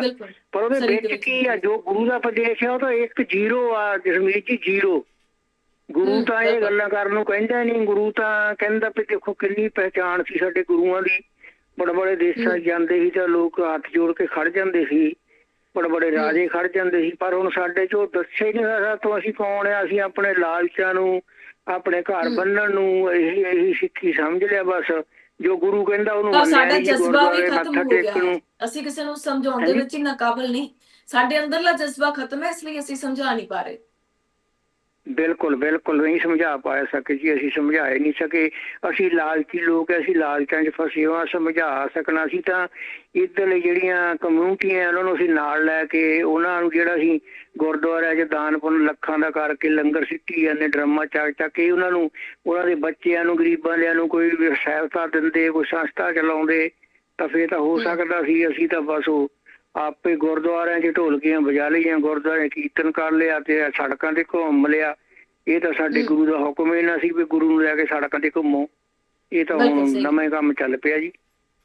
ਬਿਲਕੁਲ ਸਹੀ ਕਿਹਾ। ਬਹੁਤ ਵਧੀਆ ਰਾਏ ਤੁਸੀਂ ਦਿੱਤੀ ਸਰ, ਬਹੁਤ ਸ਼ੁਕਰੀਆ ਤੁਹਾਡਾ, ਬਹੁਤ ਧੰਨਵਾਦ ਤੁਹਾਡਾ। ਤੁਸੀਂ ਬੇਸ਼ਕੀਮਤੀ ਸਮਾਂ ਕੱਢਿਆ ਜਸ ਪੰਜਾਬੀ ਦੇ ਲਈ ਤੇ ਸਾਡੇ ਦਰਸ਼ਕ ਸਾਡੇ ਨਾਲ ਜੁੜੇ ਸੀ। ਉਹਨਾਂ ਨੇ ਦੱਸਿਆ ਕਿ ਜੇਕਰ ਕਾਨੂੰਨ ਬਣਿਆ ਹੈ ਤਾਂ ਮੰਨਣਾ ਪਏਗਾ, ਮਜਬੂਰੀ ਹੈ, ਕਿਉਂਕਿ ਅਸੀਂ ਆਪਣੀ ਪਛਾਣ ਨੂੰ ਦੇਸ਼ ਦੁਨੀਆ ਦੇ ਵਿੱਚ ਪਹੁੰਚਾਉਣ ਦੇ ਲਈ ਨਾਕਾਬਿਲ ਰਹੇ ਹਾਂ। ਕਿਉਂਕਿ ਸਾਡੀਆਂ ਅੰਦਰੂਨੀ ਲੜਾਈਆਂ ਹੀ ਬਹੁਤ ਨੇ। ਅਸੀਂ ਉਹ ਕਰ ਰਹੇ ਹਾਂ ਜਿਸ ਤੋਂ ਹਟ ਕੇ ਵੀ ਕੁਝ ਕਰਨਾ ਚਾਹੀਦਾ ਹੈ ਸਾਨੂੰ ਆਪਣੀ ਪਛਾਣ ਦਿਖਾਉਣ ਦੇ ਲਈ, ਪਰ ਅਸੀਂ ਅਜਿਹਾ ਨਹੀਂ ਕਰ ਰਹੇ ਹਾਂ। ਅਸੀਂ ਆਪਸੀ ਲੜਾਈਆਂ ਦੇ ਵਿੱਚ ਹੀ ਉਲਝੇ ਹੋਏ ਹਾਂ। ਤੇ ਹੁਣ ਜੇਕਰ ਕਾਨੂੰਨ ਬਣਿਆ ਹੈ ਤਾਂ ਮੰਨਣਾ ਪਵੇਗਾ, ਕਿਉਂਕਿ ਸਾਡੇ ਕੋਲ ਕੋਈ ਰਸਤਾ ਹੀ ਨਹੀਂ ਬਚ ਜਾਂਦਾ। ਜਾਂ ਫਿਰ ਦੇਸ਼ ਛੱਡ ਦਿਓ, ਰੋਜ਼ੀ ਰੋਟੀ ਛੱਡ ਦਿਓ। ਕਈ ਲੋਕਾਂ ਨੇ ਅੱਗੇ ਕੀਤਾ, ਕਈ ਜਥੇਦਾਰ ਸਾਹਿਬਾਨ ਸਿਰਫ ਇਸ ਕਰਕੇ ਜਹਾਜ਼ ਨਹੀਂ ਚੜੇ ਕਿ ਉਹਨਾਂ ਨੂੰ ਆਪਣੀ ਕਿਰਪਾਨ ਉਤਾਰ ਕੇ ਦੇਣੀ ਪੈਣੀ ਸੀ, ਉਹ ਜਮ੍ਹਾਂ ਕਰਵਾਉਣੀ ਪੈਣੀ ਸੀ। ਕਈ ਆਏ ਜਿਨ੍ਹਾਂ ਨੇ ਕਿਰਪਾਨਾਂ ਜਮ੍ਹਾਂ ਕਰਵਾਈਆਂ ਤੇ ਬਾਅਦ ਵਿੱਚ ਲੈ ਲਈਆਂ। ਹੁਣ ਸਵਾਲ ਇਹ ਹੈ ਕਿ ਵਾਕਿਆ ਹੀ ਅਸੀਂ ਨਾਕਾਬਲ ਹਾਂ ਆਪਣੀ ਪਛਾਣ ਦੀਨ ਦੁਨੀਆ ਦੇ ਵਿੱਚ ਪਹੁੰਚਾਉਣ ਦੇ ਲਈ? ਕੀ ਅਸੀਂ ਲੋਕਾਂ ਨੂੰ ਇਹ ਸਮਝਾਉਣ ਦੇ ਵਿੱਚ ਨਾਕਾਫੀ ਹਾਂ ਕਿ ਅਸੀਂ ਕੌਣ ਹਾਂ? ਸਾਡੀ ਪਛਾਣ ਹਲੇ ਤੱਕ ਨਹੀਂ ਬਣੀ। ਅਸੀਂ ਜਿੰਨੇ ਮਰਜ਼ੀ ਲੰਗਰ ਲਾ ਲਏ, ਜਿੰਨੇ ਮਰਜ਼ੀ ਲੋਕਾਂ ਦੀ ਮਦਦ ਕਰ ਲਈ, ਪਰ ਹਲੇ ਵੀ ਅਸੀਂ ਉਸ ਤਰੀਕੇ ਦੇ ਨਾਲ ਪਛਾਣੇ ਨਹੀਂ ਜਾਂਦੇ ਜਿਸ ਤਰੀਕੇ ਦੇ ਨਾਲ ਪਛਾਣੇ ਜਾਣੇ ਚਾਹੀਦੇ ਆ। ਇਸ ਦਾ ਕਾਰਨ ਕੀ ਹੈ? ਇਹ ਸਾਡੀ ਨਾਕਾਬਲੀਅਤ ਹੈ ਕਿ ਅਸੀਂ ਹੀ ਨਹੀਂ ਕਰ ਪਾ ਰਹੇ, ਜਾਂ ਫਿਰ ਆਪਣੇ ਦੇਸ਼ ਦੇ ਨਾਲ ਨਾਲ ਦੂਸਰੇ ਦੇਸ਼ਾਂ ਦੇ ਵਿੱਚ ਵੀ ਪ੍ਰੈਸ਼ਰ ਹੈ ਮਾਈਨੋਰਿਟੀਜ਼ ਤੇ? ਇਹ ਸਵਾਲ ਤੁਹਾਡੇ ਲਈ ਹੈ। ਅੱਜ ਜੇਕਰ ਤੁਸੀਂ ਨਹੀਂ ਬੋਲੇ ਤਾਂ ਉਹ ਭਾਈਚਾਰਾ ਵਾਕਿਆ ਹੀ ਬੇਬਸ ਲਾਚਾਰ ਮਹਿਸੂਸ ਕਰ ਰਿਹਾ ਜੋ ਕਬੈਕ ਦੇ ਵਿੱਚ ਬੈਠਾ ਹੈ, ਜਿਨ੍ਹਾਂ ਨੇ ਆਪਣੀਆਂ ਨੌਕਰੀਆਂ ਛੱਡੀਆਂ ਨੇ। ਭਾਈ ਰੁਜ਼ਗਾਰ ਹਾਸਲ ਕਰਨਾ ਬੜਾ ਔਖਾ ਹੁੰਦਾ ਹੈ, ਉਹ ਵੀ ਕਿਸੇ ਬਗਾਨੇ ਦੇਸ਼ ਦੇ ਵਿੱਚ। ਆਪਣੇ ਦੇਸ਼ ਦੇ ਵਿੱਚ ਹੀ ਨੌਕਰੀ ਨਹੀਂ ਮਿਲਦੀ, ਆਪਣੇ ਦੇਸ਼ ਦੇ ਵਿੱਚ ਹੀ ਰੋਜ਼ੀ ਰੋਟੀ ਨਹੀਂ ਮਿਲਦੀ। ਅਸੀਂ ਬਗਾਨੀ ਧਰਤੀ ਤੇ ਜਾ ਕੇ ਕੰਮ ਲੱਭਦੇ ਹਾਂ, ਪੈਸਾ ਭਰਦੇ ਹਾਂ ਲੱਖਾਂ ਰੁਪਇਆ ਪਹਿਲਾਂ ਜਾਣ ਦੇ ਲਈ। ਫਿਰ ਜੇਕਰ ਇਸ ਤਰ੍ਹਾਂ ਦੇ ਕਾਨੂੰਨ ਬਣ ਜਾਣ, ਸਾਨੂੰ ਵਾਪਸੀ ਲੈਣੀ ਪਵੇ, ਤਾਂ ਤੁਹਾਡਾ ਰਸਤਾ ਕਿਹੜਾ ਹੋਵੇਗਾ? ਤੁਹਾਡਾ ਰਸਤਾ ਵਾਪਸੀ ਦਾ ਹੋਏਗਾ ਜਾਂ ਫਿਰ ਆਪਣੇ ਧਰਮ ਨਾਲ ਖੜਨ ਦਾ ਹੋਏਗਾ? ਇਹ ਤੁਸੀਂ ਤੈਅ ਕਰਨਾ ਹੈ ਤੇ ਤੁਸੀਂ ਹੀ ਦੱਸਣਾ ਹੈ ਕਿ ਅੱਜ ਅਸੀਂ ਇੰਨੇ ਨਾਸ਼ੁਕਰੇ ਹੋ ਗਏ ਹਾਂ ਕਿ ਅਸੀਂ ਆਪਣੀ ਦਸਤਾਰ ਦੀ ਪਛਾਣ ਹੀ ਭੁੱਲ ਗਏ ਹਾਂ। ਅਸੀਂ ਇਹ ਭੁੱਲ ਗਏ ਹਾਂ ਕਿ ਅਸੀਂ ਕੌਣ ਹਾਂ, ਕਿੱਥੋਂ ਆਏ ਹਾਂ, ਸਾਡੇ ਧਰਮ ਦੀ ਉਤਪਤੀ ਹੋਈ ਕਿਉਂ ਸੀ। ਜੇਕਰ ਅਸੀਂ ਆਪਣੀ ਹੀ ਰੱਖਿਆ ਨਹੀਂ ਕਰ ਪਾ ਰਹੇ ਤਾਂ ਕਿਸੇ ਹੋਰ ਧਰਮ ਦੀ ਰੱਖਿਆ ਕਿਵੇਂ ਅਸੀਂ ਕਰਾਂਗੇ? ਅਸੀਂ ਆਪਣੀ ਦਸਤਾਰ ਹੀ ਨਹੀਂ ਬਚਾ ਪਾ ਰਹੇ, ਅਸੀਂ ਕਿਸੇ ਹੋਰ ਧਰਮ ਦੇ ਲਈ ਕਿਵੇਂ ਮਦਦਗਾਰ ਸਾਬਤ ਹੋਵਾਂਗੇ? ਬਹੁਤ ਸਾਰੇ ਕੁਐਸਚਨਸ ਨੇ ਜਿਹੜੇ ਸਭ ਦੇ ਦਿਮਾਗ ਦੇ ਵਿੱਚ ਆ ਰਹੇ ਨੇ। ਫਿਰ ਆ ਕੇ ਗੱਲ ਖਤਮ ਹੁੰਦੀ ਹੈ ਕਿ ਅਸੀਂ ਮਿਨੋਰਿਟੀ ਦੇ ਵਿੱਚ ਹਾਂ, ਅਸੀਂ ਗੁਲਾਮ ਹਾਂ, ਸਾਡਾ ਕੋਈ ਵਾਲੀ ਵਾਰਸ ਹੈ ਹੀ ਨਹੀਂ। ਜੇਕਰ ਅਸੀਂ ਹੀ ਆਪਣੇ ਲਈ ਕੰਮ ਨਹੀਂ ਕਰਾਂਗੇ ਤਾਂ ਫਿਰ ਕੌਣ ਕਰੇ? ਅਸੀਂ ਆਪਣੇ ਲਈ ਕੰਮ ਨਾ ਕਰਕੇ ਅਸੀਂ ਦੂਸਰਿਆਂ ਦੇ ਲਈ ਕੰਮ ਕਰਦੇ ਹਾਂ। ਇਹ ਸਭ ਤੋਂ ਵੱਡੀ ਜਿਹੜੀ ਹੈ ਵੱਡਾ ਨੈਗੇਟਿਵ ਪੁਆਇੰਟ ਹੈ। ਸਾਨੂੰ ਭਾਈ ਆਪਣਿਆਂ ਦੇ ਲਈ ਵੀ ਕੰਮ ਕਰਨਾ ਚਾਹੀਦਾ ਹੈ, ਆਪਣਿਆਂ ਦੇ ਨਾਲ ਵੀ ਖੜਨਾ ਚਾਹੀਦਾ ਹੈ। ਹਮੇਸ਼ਾ ਅਸੀਂ ਦੂਸਰੀਆਂ ਕਮਿਊਨਿਟੀਜ਼ ਦੇ ਨਾਲ ਖੜਦੇ ਹਾਂ, ਉਸ ਦੇ ਵਿੱਚ ਚਲੋ ਕੁਛ ਮਾੜੀ ਗੱਲ ਨਹੀਂ ਹੈ ਕਿਸੇ ਦੇ ਨਾਲ ਖੜਨਾ, ਕਿਸੇ ਮਜ਼ਲੂਮ ਦੇ ਨਾਲ ਖੜਨਾ ਮਾੜੀ ਗੱਲ ਨਹੀਂ ਹੈ। ਸਾਡੇ ਗੁਰੂ ਸਾਹਿਬਾਨ ਨੇ ਵੀ ਆਖਿਆ ਕਿ ਮਜ਼ਲੂਮਾਂ ਦੇ ਨਾਲ ਖੜੋ, ਪਰ ਆਪਣੀ ਮਦਦ ਤੇ ਕਰ ਲਓ ਪਹਿਲਾਂ। ਤੁਹਾਡੇ ਆਪਣੇ ਰੁਲਦੇ ਫਿਰਦੇ ਨੇ। ਕਈ ਅਜਿਹੇ ਕੇਸਸ ਦੇਖੇ ਨੇ ਜਿਨ੍ਹਾਂ ਨੂੰ ਮਦਦ ਦੀ ਲੋੜ ਹੁੰਦੀ ਹੈ ਔਰ ਸਾਡੇ ਹੱਥ ਅੱਗੇ ਮਦਦ ਲਈ ਵੱਧਦੇ ਹੀ ਨਹੀਂ। ਅਸੀਂ ਹੋਰ ਦੇਸ਼ਾਂ ਦੇ ਵਿੱਚ ਜ਼ਰੂਰ ਚਲੇ ਜਾਂਦੇ ਹਾਂ, ਕਿਤੇ ਹੜ ਆ ਗਿਆ ਉੱਥੇ ਚਲੇ ਗਏ, ਕਿਤੇ ਹਮਲਾ ਹੋ ਗਿਆ ਉੱਥੇ ਚਲੇ ਗਏ, ਕਿਤੇ ਜੰਗ ਲੱਗ ਗਈ ਉੱਥੇ ਚਲੇ ਗਏ, ਪਰ ਫਿਰ ਵੀ ਤੁਹਾਡੀ ਪਛਾਣ ਨਹੀਂ ਬਣੀ। ਅੱਜ ਕੈਨੇਡਾ ਦੇ ਵਿੱਚ ਤੁਹਾਨੂੰ ਕਹਿ ਦਿੱਤਾ ਗਿਆ ਕਿ ਜੇਕਰ ਤੁਸੀਂ ਦਸਤਾਰ ਬੰਨੀ ਹੈ, ਸਿਰ ਤੇ ਚੁੰਨੀ ਲਈ ਹੈ, ਤਾਂ ਤੁਹਾਨੂੰ ਨੌਕਰੀ ਨਹੀਂ ਮਿਲੂ। ਤੁਸੀਂ ਆਪਣੀ ਨੌਕਰੀ ਛੱਡੋ ਜਾਂ ਦਸਤਾਰ ਤੇ ਚੁੰਨੀ ਉਤਾਰ ਕੇ ਆਓ। ਹੁਣ ਤੈਅ ਤੁਸੀਂ ਕਰਨਾ ਕਿ ਤੁਸੀਂ ਦਸਤਾਰ ਤੇ ਚੁੰਨੀ ਉਤਾਰ ਕੇ ਜਾਣਾ ਨੌਕਰੀ ਤੇ ਜਾਂ ਫਿਰ ਨੌਕਰੀ ਛੱਡਣੀ। ਲੋਕ ਇਸ ਨੂੰ ਲੈ ਕੇ ਕੰਫਿਊਜ਼ ਹੋਏ ਹੋਏ। ब्रेक तो बाद सिलसिला जारी रहेगा, फिलहाल ब्रेक पे लेते हैं। ब्रेक तो बाद ਤੁਹਾਡਾ ਸਵਾਗਤ ਹੈ ਜੀ। ਲਗਾਤਾਰ ਅਸੀਂ ਤੁਹਾਡੇ ਨਾਲ ਜੁੜੇ ਹੋਏ ਹਾਂ, ਤੁਸੀਂ ਵੀ ਸਾਡੇ ਨਾਲ ਜੁੜ ਸਕਦੇ ਹੋ। ਸਾਡੇ ਨੰਬਰਸ ਤੁਹਾਡੀ ਟੀਵੀ ਸਕਰੀਨ ਤੇ ਫਲੈਸ਼ ਹੋ ਰਹੇ ਨੇ। ਸਾਡੀਆਂ ਫੋਨ ਲਾਈਨਸ ਖੁੱਲ ਚੁੱਕੀਆਂ ਨੇ, ਤੁਸੀਂ ਆਪਣੀ ਰਾਏ ਸਾਨੂੰ ਫੋਨ ਕਰਕੇ ਚੱਲਦੇ ਪ੍ਰੋਗਰਾਮ ਦੇ ਵਿੱਚ ਦੇ ਸਕਦੇ ਹੋ। ਸਾਡਾ ਪ੍ਰੋਗਰਾਮ ਇਸ ਵਕਤ ਲਾਈਵ ਹੈ, ਲਾਈਵ ਫੋਨ ਕਾਲ ਦੇ ਜ਼ਰੀਏ ਤੁਸੀਂ ਸਾਡੇ ਤੱਕ ਆਪਣੀ ਰਾਏ ਪਹੁੰਚਾ ਸਕਦੇ ਹੋ। ਹੁਣ ਜੇਕਰ ਅਸੀਂ ਇਤਿਹਾਸ ਦੇ ਪੰਨਿਆਂ ਦੀ ਗੱਲ ਕਰੀਏ ਤਾਂ ਸਾਡੇ ਨੌਵੇਂ ਪਾਤਸ਼ਾਹ ਨੇ ਹਿੰਦ ਦੀ ਚਾਦਰ ਬਣ ਕੇ ਦੂਸਰਿਆਂ ਦੇ ਧਰਮ ਨੂੰ ਬਚਾਇਆ। ਕਿ ਅਸੀਂ ਆਪਣਾ ਧਰਮ ਨਹੀਂ ਬਚਾ ਸਕਦੇ? ਸਾਡੇ ਨਾਲ ਦਰਸ਼ਕ ਫੋਨ ਲਾਈਨ ਦੇ ਜ਼ਰੀਏ ਜੁੜਨਾ ਸ਼ੁਰੂ ਹੋ ਚੁੱਕੇ ਨੇ। ਤੁਸੀਂ ਵੀ ਸਾਡੇ ਨਾਲ ਜੁੜੋ, ਆਪਣੀ ਰਾਏ ਸਾਂਝੀ ਕਰੋ। ਦਰਸ਼ਕ ਸਾਡੇ ਨਾਲ ਜੁੜੇ ਨੇ, ਗੱਲਬਾਤ ਕਰ ਲੈਣੇ ਆ। Hello, M I on the air ਜੀ? ਕੌਣ ਬੋਲ ਰਹੇ ਹੋ ਤੇ ਕਿੱਥੋਂ ਬੋਲ ਰਹੇ ਹੋ ਜੀ? ਐਨੀਵੇ, ਮੈਂ ਥੋੜਾ ਜਿਹਾ ਇੱਥੇ ਇਲੈਬੋਰੇਟ ਕਰਨਾ ਚਾਹਨਾ ਕਿ ਹਾਂਜੀ, ਸਿੱਖ ਰਿਲੀਜਨ ਦੇ ਤੁਸੀਂ ਵਿੱਚ ਆਪਣੀ ਜਾਣਕਾਰੀ ਜਿਹੜੀ ਆਪਣੀ ਰਾਏ ਹੈ ਤੁਸੀਂ ਡਿਟੇਲ ਦੇ ਵਿੱਚ ਸਾਡੇ ਨਾਲ ਸਾਂਝੀ ਕਰ ਸਕਦੇ ਹੋ। ਜਿਹੜੀ ਅਪੀਅਰੈਂਸ ਹੈ ਉਹ ਨੈਸੈਸਿਟੀ ਹੈ, ਉਹ ਇਸ ਤਰ੍ਹਾਂ ਨਹੀਂ ਹੈਗੀ। ਮੈਂ ਬੋਲ ਸਕਦਾ ਕਿ ਨਹੀਂ ਭੈਣ ਜੀ? ਹੈਲੋ, ਹਾਂਜੀ ਹਾਂਜੀ, ਅਸੀਂ ਸੁਣ ਪਾ ਰਹੇ ਹਾਂ, ਤੁਸੀਂ ਆਪਣੀ ਗੱਲ ਕੰਪਲੀਟ ਕਰ ਸਕਦੇ ਹੋ। Yeah, so it is a necessity. ਤੇ ਜਿਹੜੀ ਯਹੂਦੀਆਂ ਦੀ ਯਾਮਿਕਾ ਹੈ ਉਹ ਰਿਕੁਆਇਰਮੈਂਟ ਨਹੀਂ ਹੈ। Yes, it is part of their religion. Similarly, ਜਿਹੜਾ ਬੁਰਕਾ ਜਾਂ ਹਜਾਬ ਹੈ ਇਹ ਵੀ ਨੈਸੈਸਿਟੀ ਨਹੀਂ ਹੈ। ਇਹ ਇੱਕ ਤਰ੍ਹਾਂ ਦੀ ਔਰਤ ਦੇ ਉੱਤੇ ਇੱਕ ਥੋਪੀ ਹੋਈ ਗੱਲ ਹੈ। ਜਿਹੜੀ ਪੱਗ ਹੈ, ਜਿਹੜੀ ਅਪੀਅਰੈਂਸ ਸਾਡੀ ਦੱਸਦੀ ਹੈ, ਉਹ ਸਾਡੇ ਵਾਸਤੇ ਇੱਕ ਨੈਸੈਸਿਟੀ ਇਸ ਕਰਕੇ ਹੈ ਕਿ ਸਾਡਾ ਕਰਾਊਨ ਹੈ। ਜਿਸ ਤਰ੍ਹਾਂ ਕਿ ਤੁਹਾਡੇ ਕੈਨੇਡਾ ਦਾ ਫਲੈਗ ਹੈ, ਉਹਦੇ ਵਿੱਚ ਮੇਪਲ ਟਰੀ ਹੈ। ਇਟਸ ਅ ਪੀਸ ਆਫ ਕਪੜਾ, ਨਥਿੰਗ ਐਲਸ ਬਟ ਕਪੜਾ। ਉਹ ਪੋਚਾ ਵੀ ਮਾਰ ਸਕਦੇ, ਉਹਦੇ ਨਾਲ ਸਾਰਾ ਕੁਝ ਕਰ ਦਿਓ, ਪਰ ਜਦੋਂ ਡੰਡੇ 'ਚ ਲੱਗ ਜਾਂਦਾ it becomes a representation of democracy, it becomes human right, it becomes ਕਿ ਮੇਰੇ ਇਹ ਸਾਰੇ ਹੱਕ ਨੇ ਇਸ ਮੁਲਕ ਦੇ ਵਿੱਚ। ਉਹ freedom of religion too। ਤੇ ਇਹ ਸਾਰੀਆਂ ਚੀਜ਼ਾਂ ਸੋਚਣ ਦੀ ਗੱਲ ਹੈ। ਇਹ ਤੁਹਾਨੂੰ ਉੱਥੋਂ ਦੇ ਸਿਟੀਜ਼ਨਸ ਨੂੰ, ਕੈਨੇਡਾ ਦੇ ਸਿਟੀਜ਼ਨ ਨੂੰ ਇਹ ਚੀਜ਼ਾਂ ਜਾ ਕੇ ਆਪਣੇ ਲੈਜਿਸਲੇਚਰ ਨੂੰ ਦੱਸਣੀਆਂ ਚਾਹੀਦੀਆਂ ਨੇ। ਇਹ ਨਹੀਂ ਕਿ ਚੁੱਪ ਕਰਕੇ ਬਹਿ ਜਾਓ। ਕੋਰਟਾਂ 'ਚ ਵੀ ਜਾਣਾ ਚਾਹੀਦਾ, अपने आप रिप्रेजेंट प्रॉपरली करना चाहिए। मेरे ग्रेट ग्रैंडफादर फ्रांस दे विच लड़ते हुए मारे गए सन ते वर्ल्ड वार 2 दे विच। ते तुसी हुण आप सोच सकते हो कि फ्रांस दे विच भी मना पग ते ये चीज़ां ਅਸੀਂ ਆਪ ਨਹੀਂ ਕਰਾਂਗੇ, ਤੁਹਾਨੂੰ ਕੋਸ਼ਿਸ਼ ਕਰਨੀ ਚਾਹੀਦੀ ਹੈ। It is a difficult task, that's all I will say.